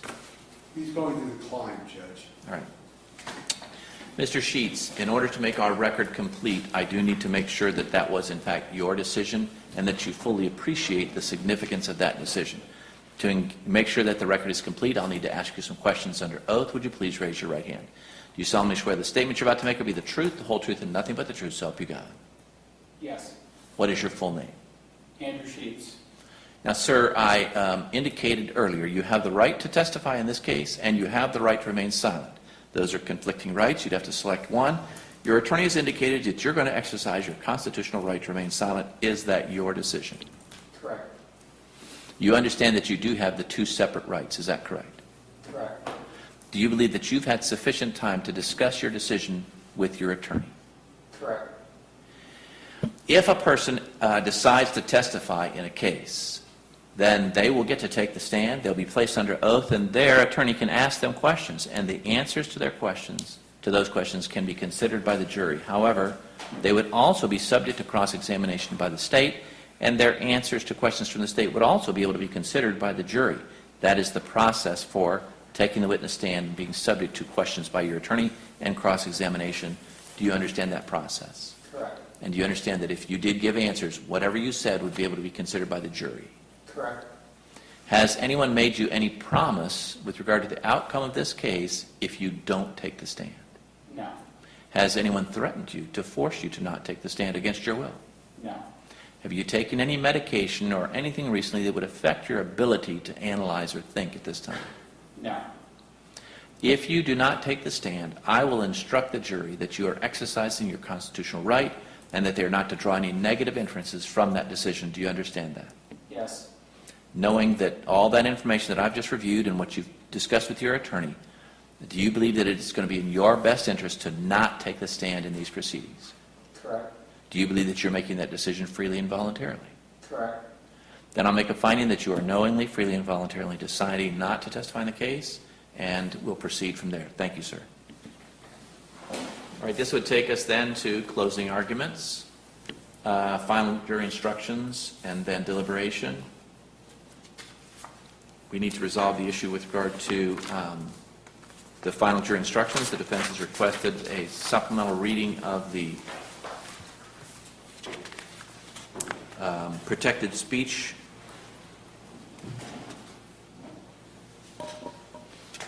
after the disruption of school function. Any additional argument on that request from the defense at this time? No, sir, nothing additional. Anything from the state then with regard to that request? It just doesn't make sense to put that language that counsel wants after the disruption of school function instruction.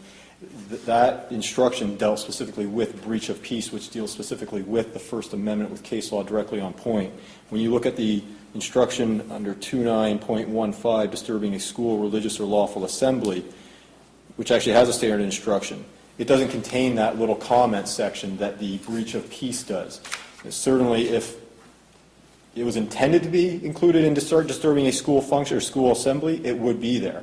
It just does not add up. It's not found in a similar statute regarding disruption of a school function, so I don't believe it should be added into the jury instruction for count 2 in this case, Your Honor.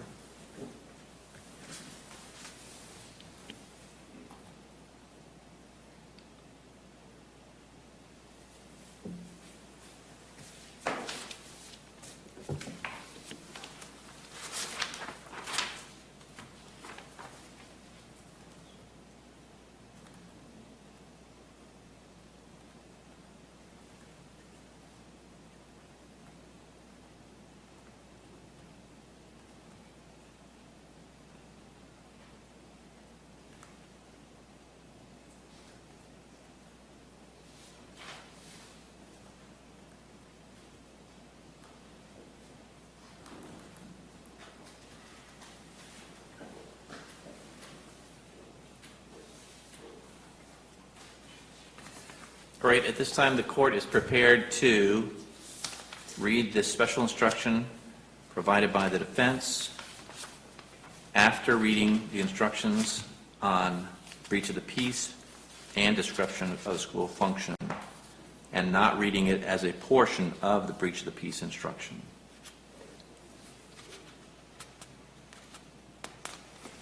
So I'll read the breach of the peace instruction down to the words act or acts, and then read the disruption function of school function down to the words in this state, and then read the jury instruction regarding the use of words as disorderly conduct. However, the court will read it as follows. Verbal conduct is protected by the First Amendment. Mere words cannot amount to a crime unless they are fighting words. And that would be the modification that I would make, so that it would apply to both counts.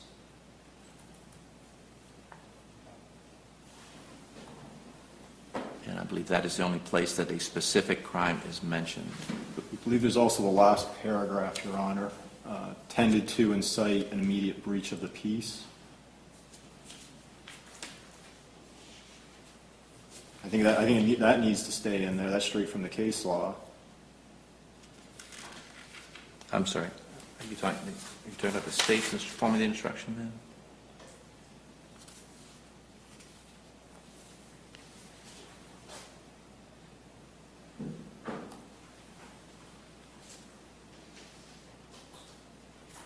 I see. In the defendant's proposed form, they did not include that phrase.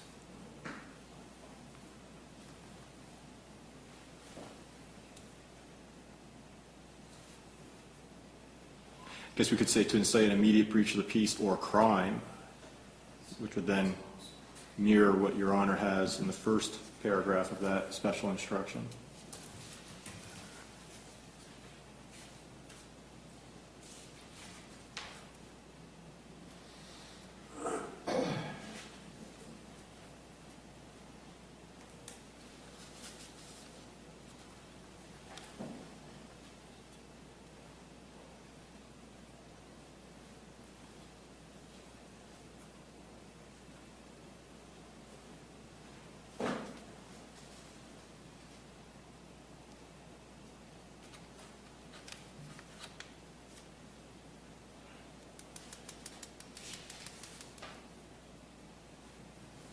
Any input from the defense on that suggestion from the state? I apologize, Judge, I didn't quite understand the suggestion. Using the state's form of the instruction on protected speech, which is the latter part of the breach of the peace instruction. Right. I've indicated that I would change that instruction and read it after both instructions on elements, changing the first part of that, the first paragraph. Mere words cannot amount to a crime unless. So what, you would delete the first sentence? I would delete the words disorderly conduct from the state's Oh, okay. proposed instruction at the top. At the bottom, in the last full paragraph of the state's proposed instruction, it indicates, which is different from the defense's proposal. However, if from the evidence you're convinced beyond a reasonable doubt that the defendant did more than what is protected by the First Amendment, or if his words by their very utterance tended to incite an immediate breach of the peace or crime, you should find him guilty if all the elements of the charge have been proved. That was the state's suggestion for that modification.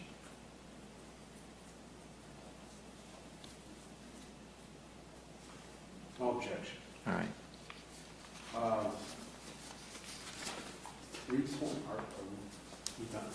3.9, weighing the evidence. Mm-hmm. I think you need to delete give only if defendant testifies down 2 paragraphs. Yeah, I've taken care of that, Your Honor. Because we didn't know, when I came up here, we didn't know what his intentions were, so. Going back to the end of the instructions on the actual charges, so Your Honor wants a separate page that starts off with however verbal conduct is protected, or do you want that just to flow right from the bottom of disruption of school function? A separate instruction. Very good, Your Honor.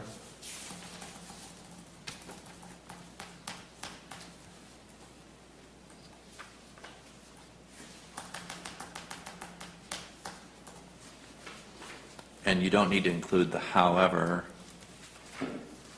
since that sounds like it's a flow from something else specifically, and it's actually going to flow for both counts.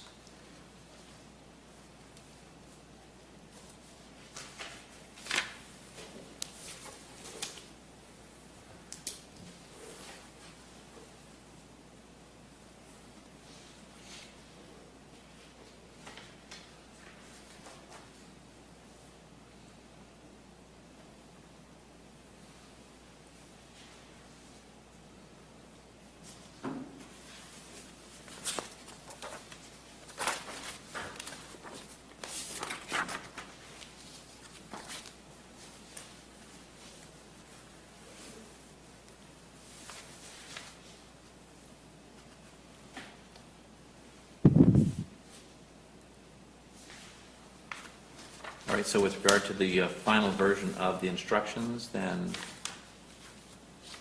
3.1 would remain the same, 3.2 the same. The disruption of school, breach of the peace would be modified to eliminate the special speech portion, but the first part would remain the same.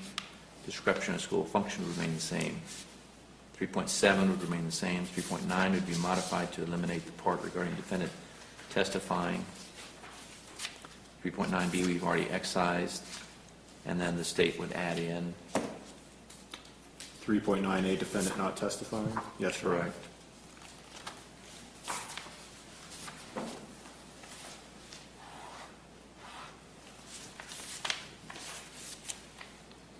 I'm sorry, then we would include the special instruction after disruption of school function, then go to 3.7.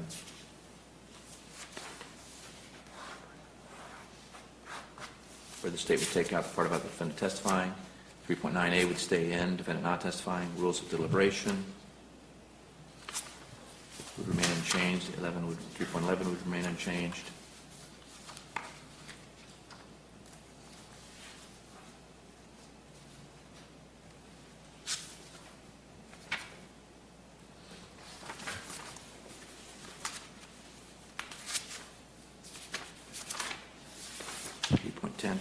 and 3.12, I think we've modified those previously, 3.12 anyways. Do you want to put 3.12A ahead of the verdict forms? Ahead of, well, it's verdict 312.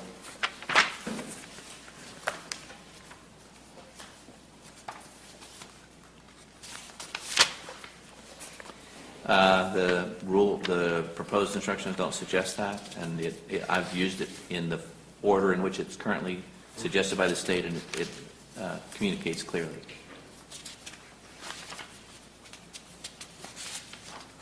All right, and will the state be able to get those instructions up sometime soon? Yes, Your Honor, I'm going to email them to Ms. Burns here, who's going to take care of that for us. If you email me a copy, I can use the email copy to read to the jury. We just need the paper copies to send back with them after closing arguments. Yes, Your Honor. I sent off a copy. What is the email you'd like to use? PBAL Yes. at ca.cjis20.org.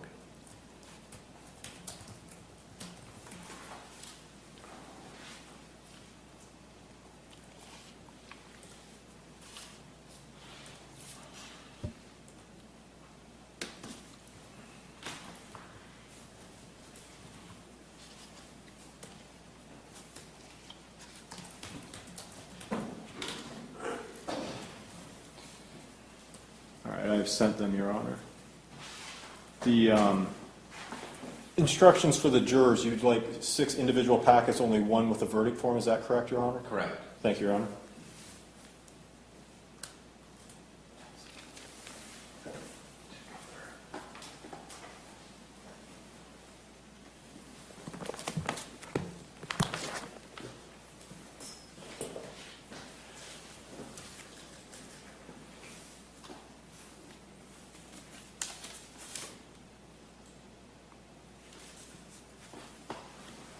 State ready to proceed to closing argument? Yes, Your Honor. And how much time do you think you're going to need for your closing argument? Between the two, 25 minutes split between the two. And do you want it split a particular way with a warning from the court when you've reached any particular time? No, Your Honor. And does the defense have an estimate of the amount of time you think you'll need for your closing argument? I'll go with 25 too, Judge, but I don't think. If you approach the end of your time and you're still speaking with the jury, did you want any type of warning when you've reached any point? Give me a 3-minute notice. Yes, sir. All right, we'll go ahead then at this time, and when the instructions arrive, if you can just hold them at your table when we release the jury out with physical evidence, I'll put it all together and it'll go back. All right, please stand as our jurors re-enter the courtroom.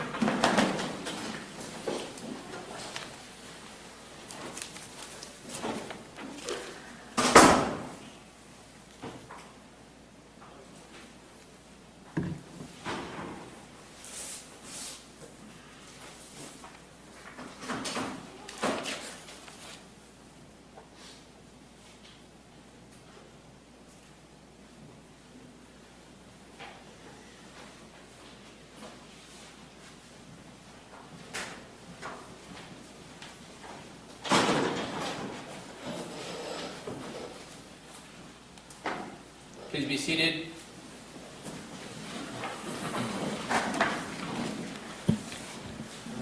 Ladies and gentlemen, I have worked through some issues with the parties, and it has been determined that the evidentiary portion of this case has come to a close. So all the evidence that you're going to be given in this case has been given to you, and we're going to proceed to allow the parties to make their final arguments.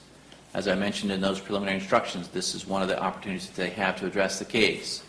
After that, I'll give you your instructions on the law that apply to the case, and then you'll retire to deliberate. Now, I would tell you 2 things about closing arguments, and the first one has actually 2 parts to it. The first thing I would tell you is that what the attorneys say is not evidence. What you're going to hear from the attorneys is their recitation of what they believe the evidence has shown. If you hear something different from what you recall, please don't assume that the attorney is trying to deceive you or mislead you. Different people have different recollections of what occurs even in a courtroom, even in this closed time frame setting. Also, you would rely on your own recollection. You are the fact finder, so whatever you recall the evidence to be, that would be what you rely on. However, since what they say is not evidence, that does not justify simply ignoring what they say. They have been thinking about this case for a while, and they're going to offer you some insights that they believe that you can use when you do retire to engage in deliberation. So please listen carefully to their comments. Once they... I'm sorry, are we able to ask you a question? We're confused on something before we go forward. Yes. Okay, let me just tell you what we're going to do. You say we're confused, so there's some kind of group consensus on something. What I'll do is I will hear your question. Okay. I may have to discuss it in a bench conference with the parties, and then I'll give you a response, so I won't simply respond immediately. Can you approach for a moment? Yes, you can.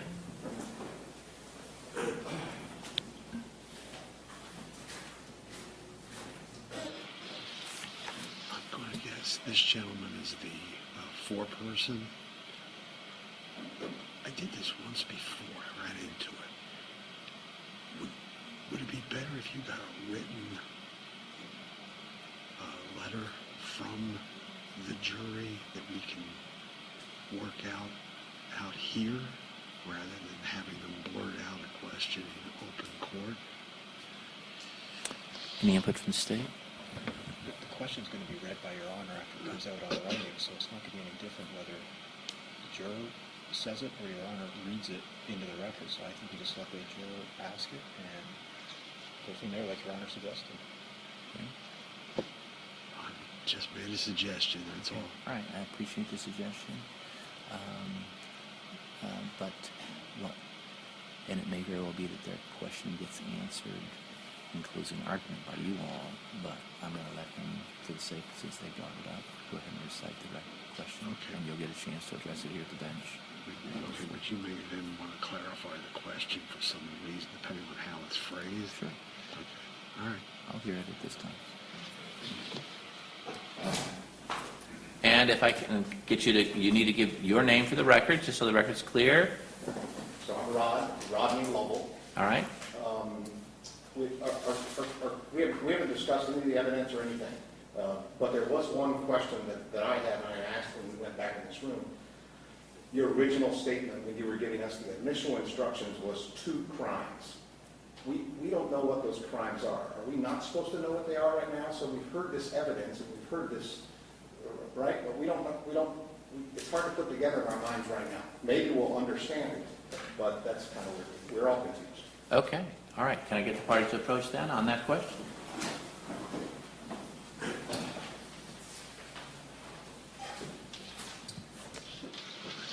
You're going to, you can, I guess you can tell me you're going to define the crimes as part of your instructions. I think they can be told that they will get jury instructions which will define each of the 2 crimes, and that the attorneys may also address each of those 2 crimes in their closing arguments, and that should answer their questions. I think you all are going to make it abundantly clear what the 2 crimes are in your closing arguments. So that's what I'm going to tell them, is I'm going to allow you to address that in your closing argument. But that's putting it on us. I think they want to hear from you, the judge. And they are going to at the close of... Sure, sure. What I can do is I can reread the information. But I think they need the definitions for the crimes to put it in context. I think they want you to give your jury instruction defining the crimes now. Yeah, I don't think they even know that breach of the peace is the crime or that disruption of school function is the crime. I read it one time, and not a lot of people are familiar with that concept, disruption of school function as a crime. So I think, for clarification's sake, I'm just going to review what I already told them. So repetition should help impress this fact upon their minds. And then I'll let you all do it again in your closing statements. Because you're going to want to review those facts and elements yourselves, I was thinking. Absolutely. Okay? All right? Just be careful that you stay within the bounds of the law with regard to your argument, the facts applicable to the law in this case. Sorry. as I explained that during the motion for judgment of acquittal. Okay? All right, very good.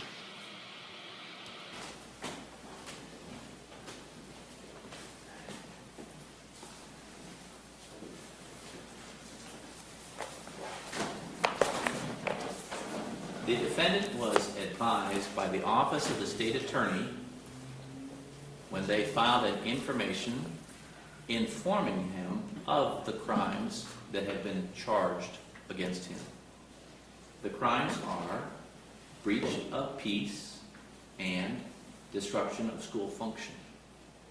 Breach of peace was, as I read to our entire venire, an allegation that on or about July 22nd, 2021, in Charlotte County, Florida, Andrew Sheets did unlawfully commit such acts as are of a nature to corrupt public morals or outrage the sense of public decency or affect the peace and quiet of persons who may witness them or to engage in brawling or fighting or such conduct as to constitute a breach of the peace or disorderly conduct. And on or about July 22nd, did knowingly and unlawfully disrupt or interfere with the lawful administration or functions of an educational institution, school board, or activity on school property. The attorneys are also going to review those same two crimes with you in further detail with regard to the facts and the law. State have a closing argument they care to make at this time? Yes, Your Honor. Thank you. May it please the court, counsel? Go right ahead.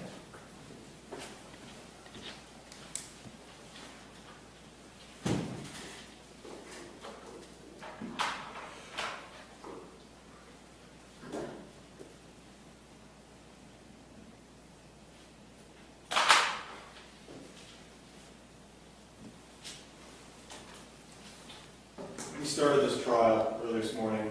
The defendant had a presumption of innocence. That presumption no longer exists. It no longer exists because the state has proved beyond a reasonable doubt both of these two crimes here today. Those two crimes, ladies and gentlemen, count one, breach of peace, and count two, or charge two, disruption of a school function. Now, each of these two crimes have an element that the state has proven beyond a reasonable doubt. Let's start with breach of peace. That Andrew Sheets committed an act or acts that are of a nature that corrupted the public morals, outraged the sense of public decency, or affected the peace and quiet of persons who witnessed the act or acts. Let's talk about how the defendant committed acts that outraged public decency. Well, first of all, the content on July 22nd wasn't age or location appropriate. Protesting abortion, a shirt that says "fuck abortion," and aborted fetuses on a placard outside of an elementary school, children, was it 4 to 10 years old. That's not appropriate. Sally Jones isn't, as we said, a Planned Parenthood, a hospital that performs an abortion, doctor's office that performs abortion, or an abortion clinic. Pictures of aborted fetuses being displayed to 4 to 10-year-olds? Where's the decency in that? Yelling and screaming obscenities at parents who were justifiably outraged. Screaming fuck, calling them Nazis, and every other vulgarity that the defendant spewed at those parents who were outraged by the defendant's actions. Again, we talked about aborted fetuses, really aborted fetuses at an elementary school.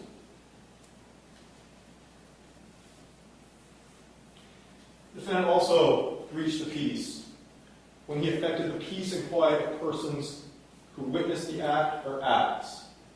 Think about the effect on the parents. Trying to drop their kids off at school, trying to exit that school, trying to get on with their day. Nice peaceful day in their vehicle. Here's the defendant screaming, berating them with profanities, vulgarities.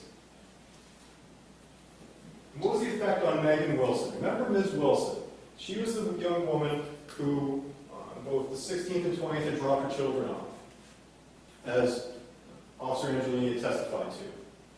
But by the third day, July 22nd, what does she do? Drops her children off, leaves, but then comes back with a bullhorn.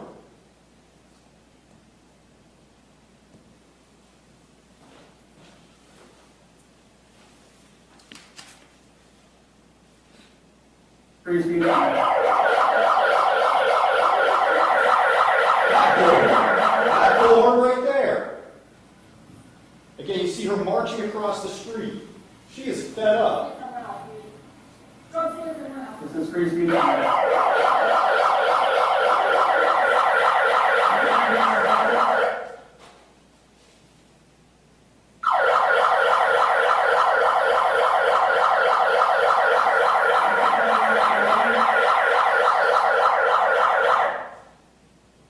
It was so loud.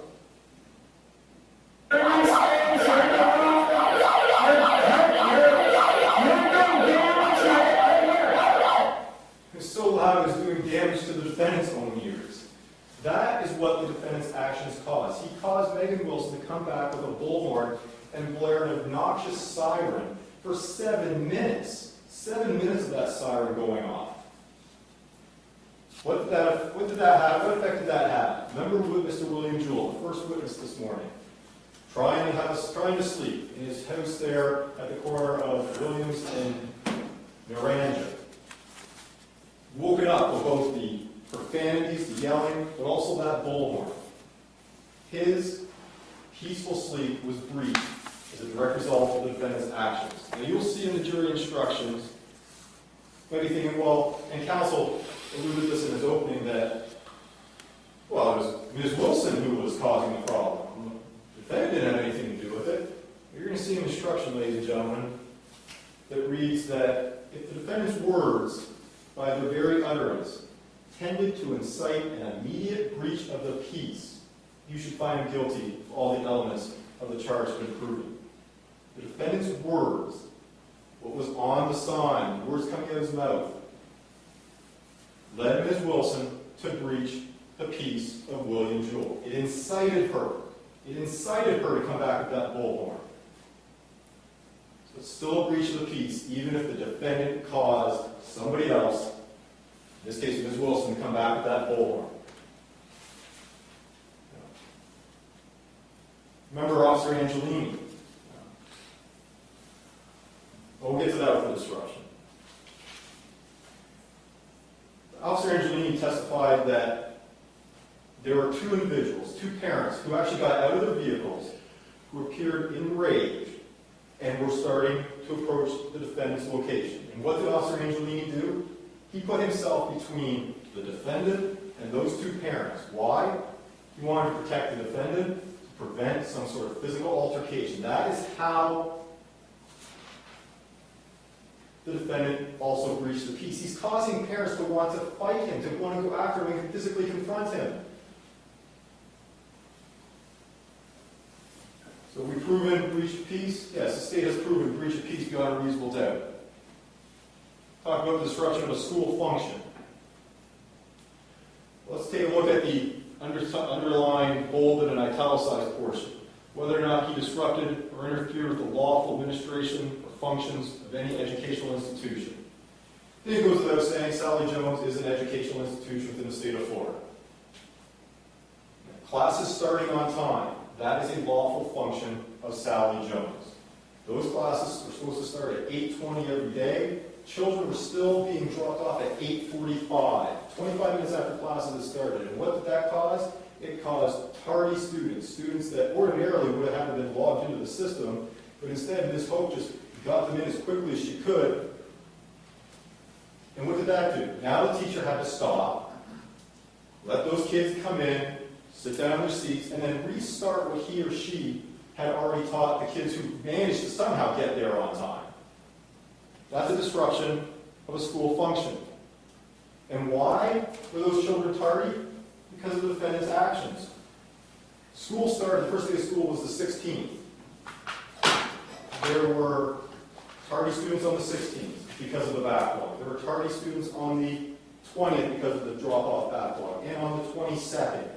And Officer Angelini testified that ordinarily, it's a smooth process. Parents drop it off, boom, boom, boom, it runs like a well-oiled machine. Everybody's in by 8:20. But not on those 3 days, and especially not on the 22nd. Officer Angelini testified that was the worst of the days. Even Ms. Hope testified to that, with the screaming children, the crying children. That backlog was created solely by the defendant. Because remember, Ms. Hope testified that after the 22nd, remember that, after the 22nd, the defendant was never at the school again. And there wasn't a drop-off backlog ever again either. There was the usual number of tardy students, a limited number that she could go back to that special system where they bring the parent in and they log them in, and it's that whole process that she described. The only day that she had to abort that process was the 22nd, because that backlog created by the defendant was so great, so large. She also had to reallocate her resources.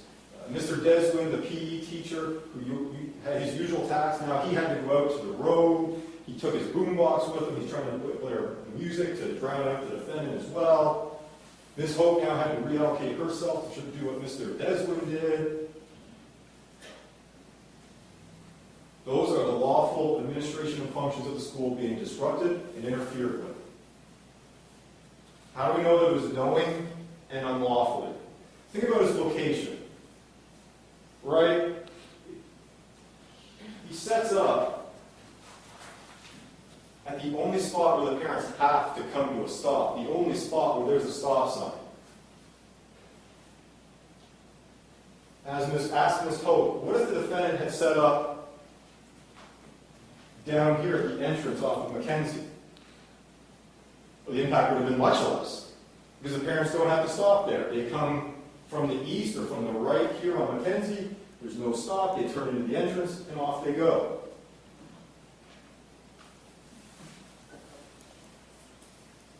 He picks the one spot where parents have to come to a stop, where parents have to acknowledge him. It's going to create the greatest backlog. It's the only exit out of that school. And he moved closer each day. Remember the testimony of Officer Angelini.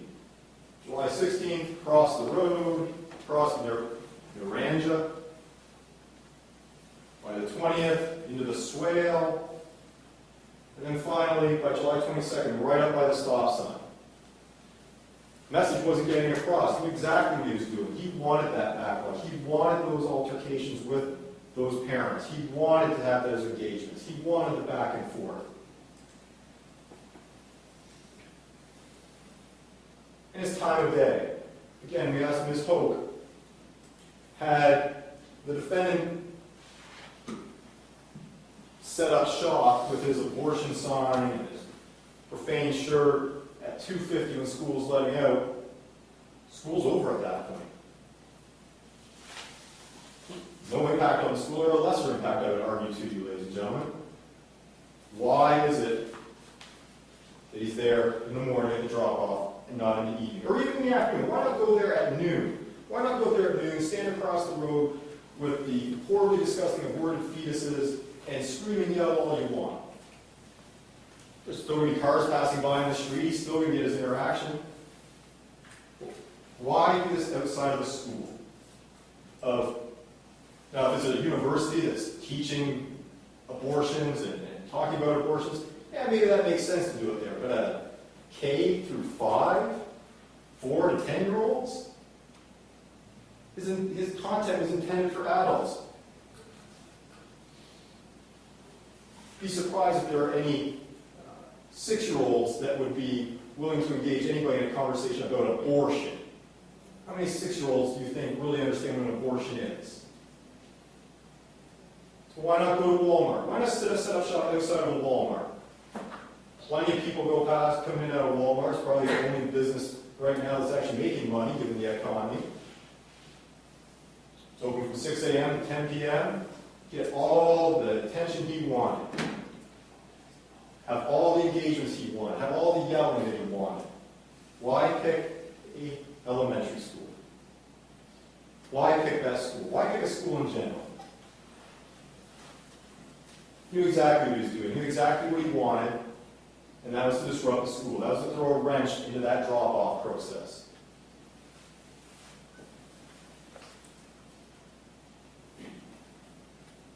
And what legal justification did he have?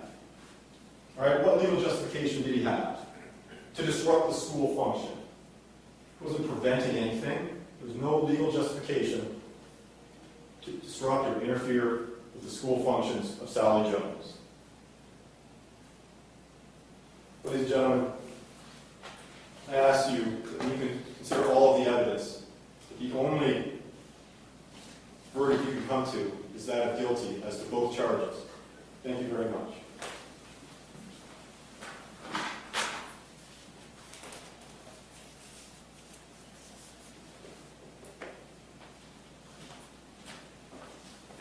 Counsel ready to proceed for the defense? Yes, sir. Go right ahead. Now think about what the prosecutor just said when he suggested that Mr. Sheets has set up at the entrance on whatever that road was, Mackenzie. Yeah, the problem would have been the children were in the cars at that point. They weren't let out until they were through the line. He had no intent to disrupt the school.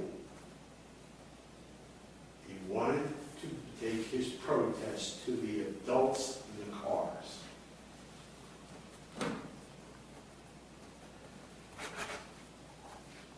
This was a protest about abortion, about the police.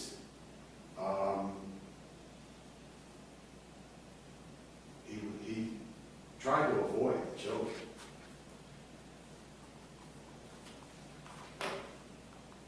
If you take the state's argument to a conclusion, you need to pick where you're protesting. You can't do it at a school now. See, now you're getting into leading on someone's First Amendment rights. You never heard that he was on school property. Never heard that from Officer Angelini or anybody else.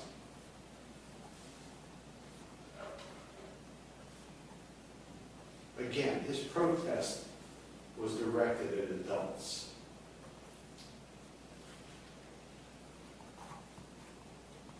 The breach of the peace was the people's reaction to his protest. It was not his creation. The disruption was people reacting to his protest.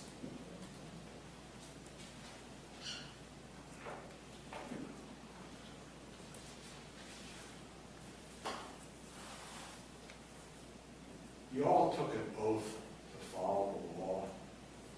The court's going to give you your jury instructions. And I submit that you should find him not guilty. Because under the law the court's going to give you, he is. He had a First Amendment right. You may not agree with it. You may return a verdict holding your nose of not guilty. But that's what you took an oath to do. Follow the law. And I respectfully, well, I want to thank you for the attention you've given through the proceedings. And I understand this is not a normal situation. But what he was doing was a protest. We have a First Amendment. And I respectfully ask that you find him not guilty because he did not cause disorderly conduct backup in the school zone. As Officer Angelini said, many cars just kept on going. That was the choice the drivers made, and shows that he was not himself causing the backup because people wanted to argue with him. That's their right too. So, I don't get another, under our rules of procedure, I don't get another chance to go up here and refute the state's next argument. So I need you to think about it critically in light of what I've said, what the court is going to instruct you. And I think you really need to, may not be happy doing it, but you can find it out. Thank you. Any final comments by the state? Yes, Your Honor. Thank you.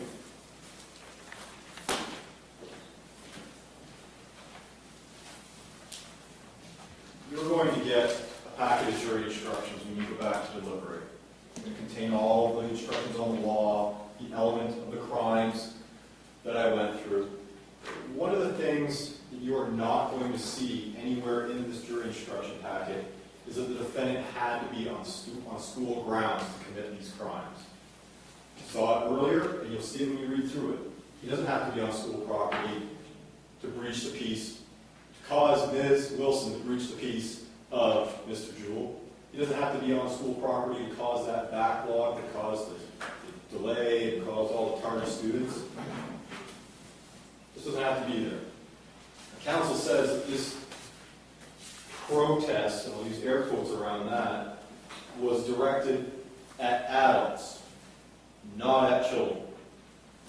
Then why is he anywhere near children in the first place? If this is directed solely at adults, find an adult, predominantly adult area. Why would you go to an elementary school? Why would he go to an elementary school if he's directing this only at the adults? Like I said, go to Walmart during a school day when it's going to be just adults. There's going to be the greatest number of adults if he's truly wanting to direct this at adults. Or better yet, go to an abortion clinic. If he's truly wanting to protest abortions and aiming at adults, here's an idea. Go to an abortion clinic. It's going to be adults who are coming in and out of there, not 4 to 10-year-olds. It doesn't make any sense to think that this was directed at anybody other than the children and directed at anything other than disrupting those school functions.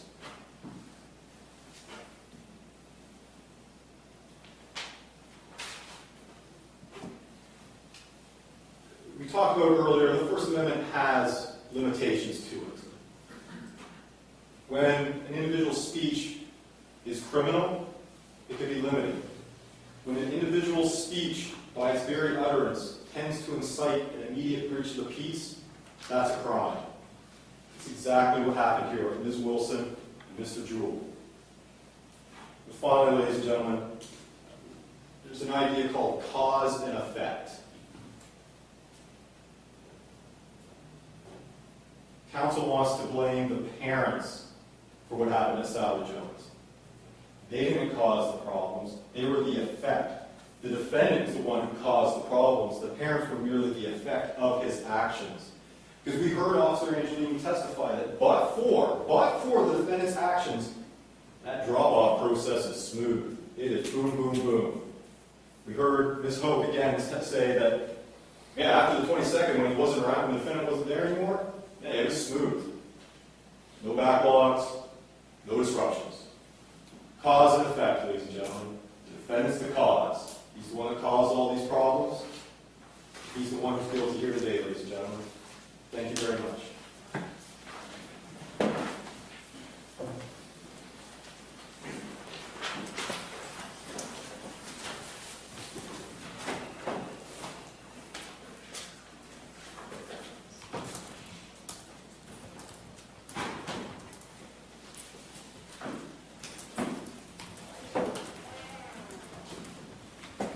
Members of the jury, I thank you for your attention during this trial. Please pay attention to these instructions I'm about to give you.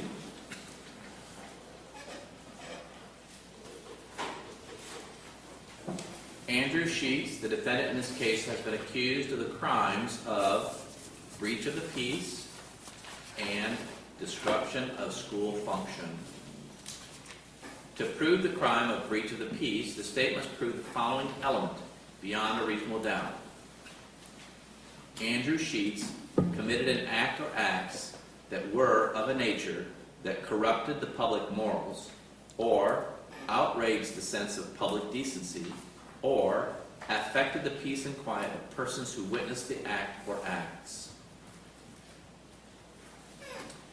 To prove the crime of disruption of school function, the state must prove the following element beyond a reasonable doubt. Andrew Sheets knowingly and unlawfully disrupted or interfered with the lawful administration or functions of any educational institution, school board, or activity on school board property in this state. Verbal conduct is protected by the First Amendment. Mere words cannot amount to a crime unless they are fighting words or words known to be false, reporting some physical hazard where such a report creates a clear and present danger of bodily harm to others, such as shouting fire in a crowded theater. Fighting words are those which are likely to cause the average person to whom they are addressed to fight. If, in your consideration of the issue of protected speech, you have a reasonable doubt on the question of whether or not the defendant did nothing more than what is protected by the First Amendment, you must find the defendant not guilty. If, from the evidence, you are convinced beyond a reasonable doubt that the defendant did more than what is protected by the First Amendment, or if his words, by their very utterance, tended to incite an immediate breach of the peace or crime, you should find him guilty if all the elements of the charge have been proved. The defendant has entered a plea of not guilty. This means you must presume or believe the defendant is innocent. Pardon me. That presumption stays with the defendant as to each material allegation in the information through each stage of this trial unless it has been overcome by the evidence to the exclusion of and beyond a reasonable doubt. To overcome the defendant's presumption of innocence, the state has the burden of proving the crime with which the defendant is charged was committed, and the defendant is the person who committed the crime. The defendant is not required to present evidence or prove anything. Whenever the words reasonable doubt are used, you must consider the following. A reasonable doubt is not a mere possible doubt, a speculative, imaginary, or forced doubt. Such a doubt must not influence you to return a verdict of not guilty if you have an abiding conviction of guilt. On the other hand, if, after carefully considering, comparing, and weighing all the evidence, there is not an abiding conviction of guilt, or if, having a conviction, it is one which is not stable, but one which wavers and vacillates, then the charge is not proved beyond every reasonable doubt, and you must find the defendant not guilty because the doubt is reasonable. It is to the evidence introduced in this trial and to it alone that you are to look for that proof. A reasonable doubt as to the guilt of the defendant may arise from the evidence, conflict in the evidence, or lack of evidence. If you have a reasonable doubt, you should find the defendant not guilty. If you have no reasonable doubt, you should find the defendant guilty. It is up to you to decide what evidence is reliable. You should use your common sense in deciding which is the best evidence and which evidence should not be relied upon in considering your verdict. You may find some of the evidence not reliable or less reliable than other evidence. You should consider how the witnesses acted as well as what they said. Some things you should consider are: 1, did the witness seem to have an opportunity to see and know the things about which the witness testified? 2, did the witness seem to have an accurate memory? 3, was the witness honest and straightforward in answering the attorney's questions? 4, did the witness have some interest in how the case should be decided? 5, does the witness's testimony agree with the other testimony and other evidence in the case? Whether the state has met its burden of proof does not depend upon the number of witnesses that is called or upon the number of exhibits that's offered, but instead upon the nature and quality of the evidence presented. It is entirely proper for a lawyer to talk to a witness about what testimony the witness will give if called to the courtroom. A witness should not be discredited by talking to a lawyer about their testimony. You may rely upon your own conclusion about the credibility of any witness. A juror may believe or disbelieve all or any part of the evidence or the testimony of any witness. The Constitution requires the state to prove its accusation against the defendant. It is not necessary for the defendant to disprove anything, nor is the defendant required to prove his innocence. It is up to the state to prove the defendant's guilt by evidence. The defendant exercised a fundamental right by choosing not to be a witness in this case. You must not view this as an admission of guilt or be influenced in any way by his decision. No juror should ever be concerned that the defendant did or did not take the witness stand to give testimony in the case. Following are some general rules that will apply to your deliberations when you retire for those discussions. You must follow these rules in order to return a lawful verdict. 1.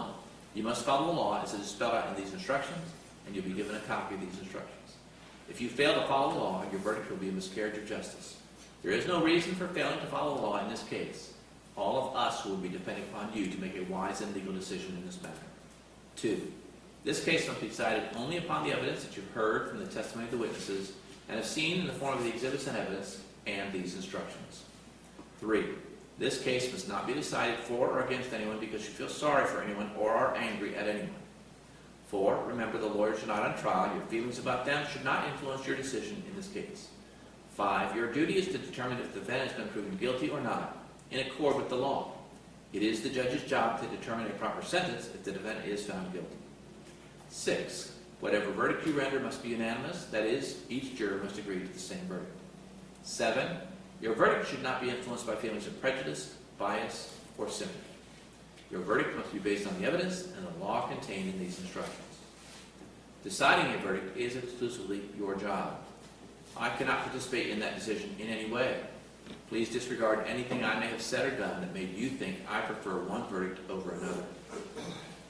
You may find the defendant guilty as charged or not guilty. The verdicts must be unanimous. That is, all of you must agree to the same verdicts. Only one verdict may be rendered as to each crime charged. The verdict must be in writing, and for your convenience, the necessary verdict form has been prepared for you. They are as follows. Count 1, we the jury find the defendant as follows. Breach of the peace, guilty in a box, not guilty in a box. So say we all, dated this blank day of blank, 2022, with a signature line for the foreperson. Count 2, disruption of school function, guilty in a box, not guilty in a box. So say we all, dated this blank day of blank, 2022, with a signature line for the foreperson. A separate crime is charged in each count of the information, and, although they have been tried together, each crime and the evidence applicable to it must be considered separately and a separate verdict returned as to each. The finding of guilty is or not guilty as to one crime must not affect your verdict as to the other crime charged. In just a few moments, you'll be taken to the jury room by the bailiff. The first thing you should do is choose a foreperson who will preside over your deliberations. The foreperson should see to it that your discussions are carried on in an organized way and that everyone has a fair chance to be heard. It is also the foreperson's job to sign and date the verdict form when all of you have agreed on a verdict, and to bring that verdict form back to the courtroom when you return. During deliberations, jurors must communicate about this case only with one another and only when all jurors are present in the jury room. If a juror goes to the restroom, the deliberation should stop until they return. You're not to communicate with any person outside the jury about this case. Until you've reached a verdict, you must not talk about the case in person or through the telephone, writing, electronic communication such as a blog, Twitter, email, text message, or any other means. Do not contact anyone to assist you during deliberations. These communication rules apply until I discharge you at the end of the case.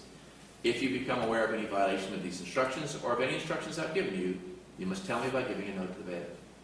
Many of you have cell phones, tablets, laptops, or other electronic devices here in the courtroom.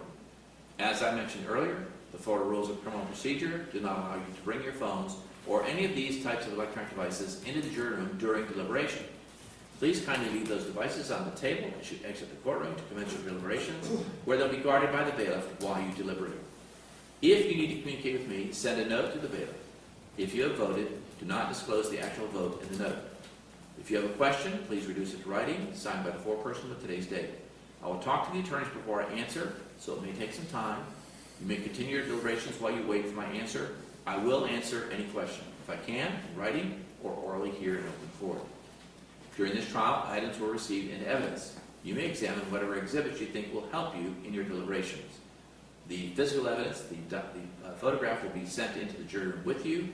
The audio is available for replay. If you care to, simply send us a note. In closing, let me remind you that it's important that you follow the law spelled out in these instructions in deciding your verdict. There are no other laws that apply to this case. Even if you do not like the laws that must be applied, you must use them. For 2 centuries, we've lived by the Constitution and the law. No juror has the right to violate rules we all share. At this time, you're going to exit, leaving your cell phones on the table, but taking your tablets with you. The bailiffs will explain to you how to communicate to us using the light switch in the jury room. Please stand as our jurors exit the courtroom to commence their deliberations.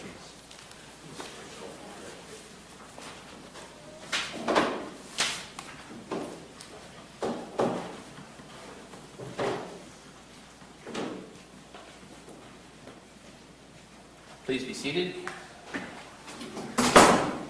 have our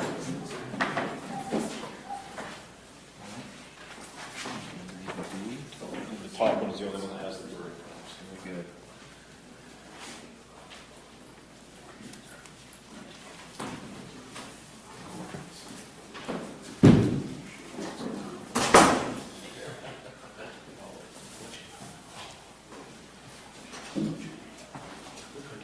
Please be seated. Anything else from the defense at this time?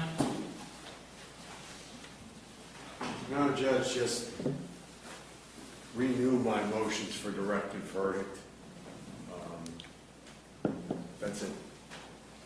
Any responsive argument from the state? Nothing, Your Honor.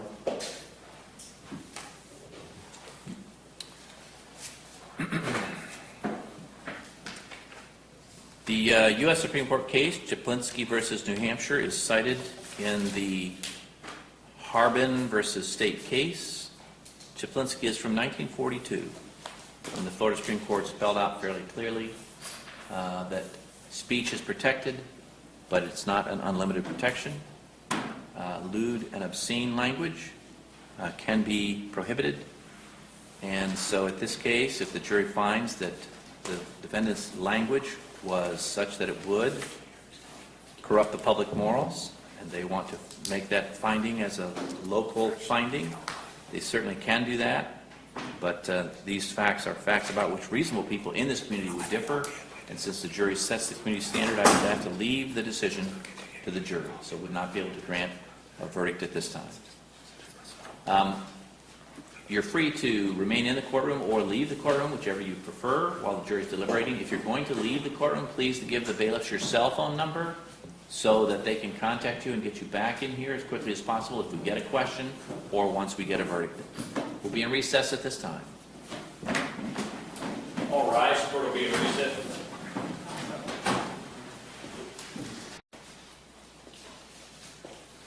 All right, and Mr. Lovell, it appears you were selected as foreperson, so if you give those documents to the bailiff, he will give them to me and I'll give them to our clerk so that she can publish the verdict.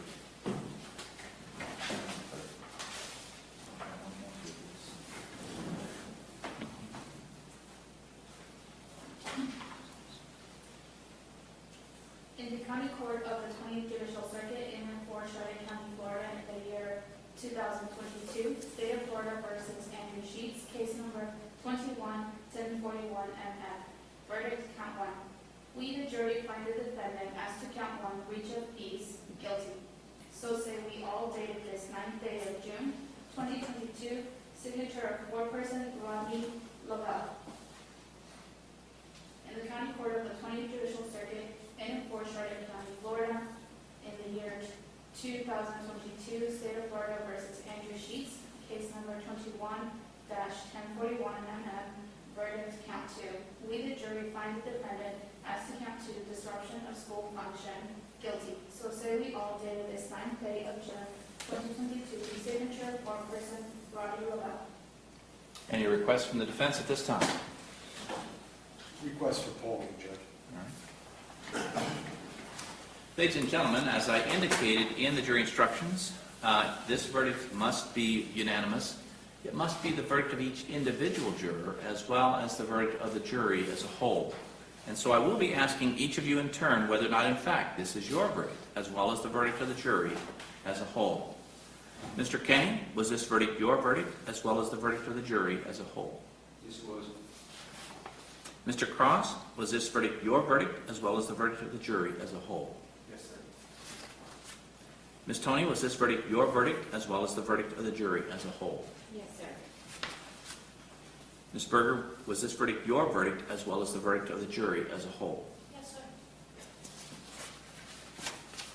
Ms. Dacko, was this verdict your verdict as well as the verdict of the jury as a whole? Yes, sir.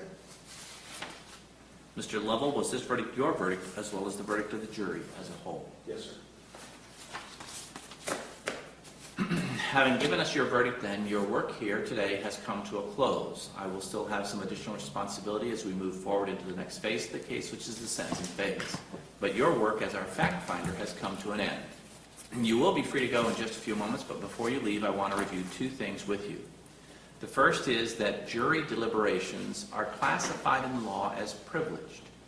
What that means is that no one can ever force you to disclose the content of those deliberations. So if someone said, well, how did you deal with this issue or these issues? You can say, well, that was a private portion of my life and I don't care to discuss it, and that ends that conversation. You cannot be subpoenaed into court and under threat of contempt be required to disclose the contents of those deliberations because they are privileged. However, as with any privilege, it is not a prohibition. So you are free to discuss your deliberations if you care to. If you found your jury service intriguing, the dynamics of the jury process is something you wanted to share, feel free to do so. You can share that with your friends, family members, or anyone else who inquires. So you're free to do that, but you can never be forced to, and you can keep it private if you care to. The second thing I would tell you is, having served today, you've completed your jury service here in Charlotte County for a period of 1 year. You should not get another summons during this next 12-month period. If you did, it would be a clerical error, and you would simply be able to contact our jury clerk's office, let them know you served today. They'll confirm that. They'll take your name out of that pool. So that's a privilege you enjoy, having served today. It's not a prohibition. If you got that summons by mistake and wanted to come in and help us again, you're certainly welcome to do so. But you enjoy that privilege of 1 year exemption from further jury service. At this time, before you leave, I would like to give you a certificate that is intended in some small way to reflect our appreciation for your service.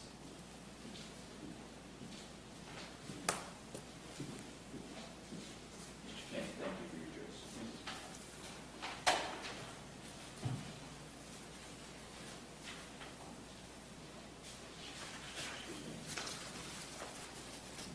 Ms. Berger, thank you for your jury service. Ms. Jackson, thank you for your jury service. Mr. Rumble, thank you for your jury service. Mr.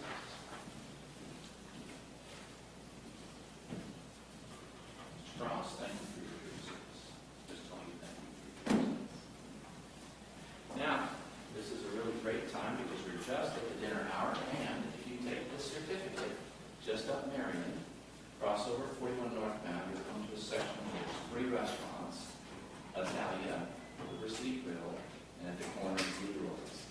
You have to go in and ask for the manager, and you show them the certificate, and it'll do you no good. Sorry. We don't have buy one, get one, anything like that for you, but we do give you this because we really mean it. We have a promise in our Constitution that if somebody's facing criminal charges, they get a jury trial of their peers. But I can't keep that promise. There is no one in this room who can keep that promise except you. Because you came in today, you honored your civic duty, and you helped us by having this jury trial today. So we thank you for coming in and doing this, helping us once again keep that promise. If someone's facing criminal charges, they can ask their friends and neighbors to come in, hear the case, and decide when the fact occurred. So thank you for helping us again today. You're going to be excused, but you can observe the sentencing if you care to. Just I ask that you would sit beyond the bar for that observation, and you don't have to. You can just keep one right out the door because the rest of the day is yours. Thank you all. Please stand as our jury scheduled to level.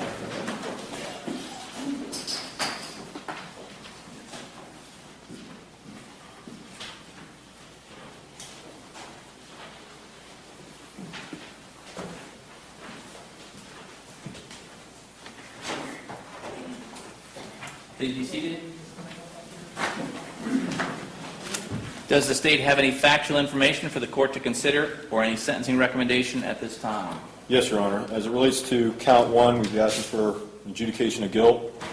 15 days in the county jail, 5 months of reporting probation to follow, obviously cost of court, cost of prosecution, $100 on the, or $50 on the prosecution, no contact with any school, be it private or public. And as it relates to count 2, a consecutive 6 months of reporting probation with no contact with any school, private or public.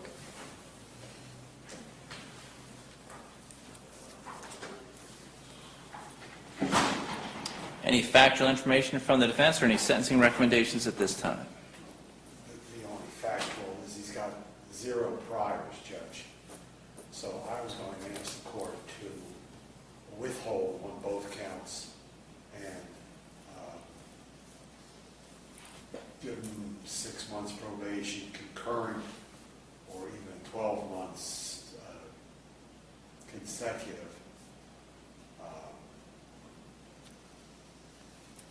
The court heard the facts of the case. And like I said, he's got no prior, so I'm asking for a withhold on both counts. Thank you.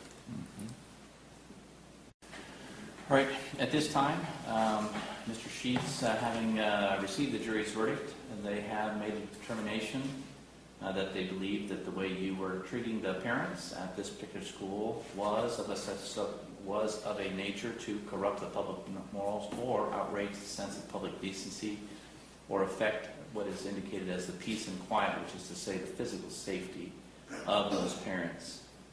There does not appear to be any evidence to suggest that you did engage in brawling. However, one would have to question whether or not the young lady's response with the bullhorn was, in fact, an act of battery against you, given what was indicated on the video, where there was an indication that it was hurting your ears, which is a physical response by her against you in defense of herself and the way she was being treated by the words that you were using on the date in question. That is the classic breach of the peace, where someone is so affected by words that they attack another person, and that is what she did. She attacked you, although she did it with a very loud sound device. That is nonetheless a battery and could be charged as such, but for the fact that she would have that defense, that she was defending her honor. She was engaging in that conduct because she was incited by fighting words, and therefore likely she wouldn't be convicted. But that is part of the analysis of the court. I don't think that the jury necessarily engaged in that deep analysis, but they certainly found that under the definitions provided to them, you had done something that was inappropriate by definition of our legislature. Given that you lack a prior record, I am going to grant your attorney's request and on count 1 withhold adjudication. You will be placed on a term of 6 months of probation, and as a result of your conduct, you will be required to do something that would benefit your community. As a matter of fact, you're going to be required to do a total of 100 hours, 50 hours on count 1, 50 hours on count 2 of community service. Things that will benefit your community by helping some nonprofit, church, or charitable organization by being a benefit to them for that amount of time over the course of this 12-month period. 6 months on count 1, plus the court costs that apply to this case. $220, and the $50 cost of prosecution. On count 2, there's that adjudication, 6 months concurrent probation, consecutive probation, 50 hours of community service. All your community service hours have to be completed before the end of that probation, which is to say 5 months and 10 days into the probationary period. Additionally, I will put an order in place that you not have contact with Sally Jones Elementary School. It appears most appropriate, given what occurred in the case, that the students and parents wouldn't be subjected to your presence for a period of 1 year, 6 months and 6 months, no contact with Sally Jones during those time periods, which isn't a prohibition against driving by if you need to go up Cooper Street and go, one place or another in the community. What it's a prohibition against is communicating with people at the school or going on the school property. So if you were to say, for example, position yourself across the street, which is a way of communicating, hey, remember me, that would be inappropriate. But if you just drive by because you're going to the Ann Street storage facility or something by way of those roads, that's not prohibited. It's the contact and communication with the school that is prohibited or going on that property. I'm not going to put a blanket prohibition against all schools because they weren't subjected to this conduct, and it doesn't appear necessarily that you are focusing on schools, although I understand the argument that you position yourself near a school to get adults. You certainly can do that at other places, and that's not going to be prohibited. What's prohibited is the type of interaction between yourself and the adults while you are engaging in free speech. And it's certainly not inappropriate to engage in free speech, but the way you treat the people in which, with whom you're engaging is what was found unacceptable by this jury. You would have 30 days to appeal if you think anything illegal occurred to you from your initial contact with law enforcement all the way through sentencing. If you want an appeal filed, you just tell your attorney, and it has to be within 30 days. If you let the 30 days come and go and it's not filed, then your appellate rights expire. If you tell your attorney you want an appeal filed, he will do that because he'll remain attorney of record, and that will be part of his professional responsibility. However, it is not his responsibility to represent you on appeal. If you want him to do that, you'd have to make professional arrangements with him. If you're unable to afford appellate counsel, you can apply at the clerk's office. There's an application for criminal indigent status form that you can get from our clerks. You can fill that out and submit that for appellate counsel, and they can see if you qualify for that. That also would need to be done fairly expeditiously, so that once your appellate documents are filed, your attorney, if you need a public defender, can then get on board as quickly as possible to assist you. We're going to give you your sentencing paperwork, and you'll need to, within the next 2 business days, which will be Friday or Monday, contact probation. Your phone number for probation will be on this sheet, so just give them a call and they'll guide you with regard to reporting in. And count 2, and the monies are due within 5 months and 10 days. The could cost $215. $215, yes, and the $50 cost. Judge, did you adjudicate or withhold on count 2? There's a withhold on count 2. Thank you. No prior record, so that's why that's being done at this time. All right? And the community service is to benefit the community based on this conduct. And that was on which count, Judge? Each count has a separate set of 50 hours to be completed Oh, okay. within 5 months and 10 days from the commencement of probation on that count. Got it. All right? Certainly, if there's a willful violation of this probation, then of course there'd be additional sanctions, which could include jail time. So, Mr. Sheets, I'm sure, will conduct himself accordingly. Sir, we'll give you this paperwork, and then you're free to go, and you need to make sure you contact probation within the next 2 business days. Court will stand in recess.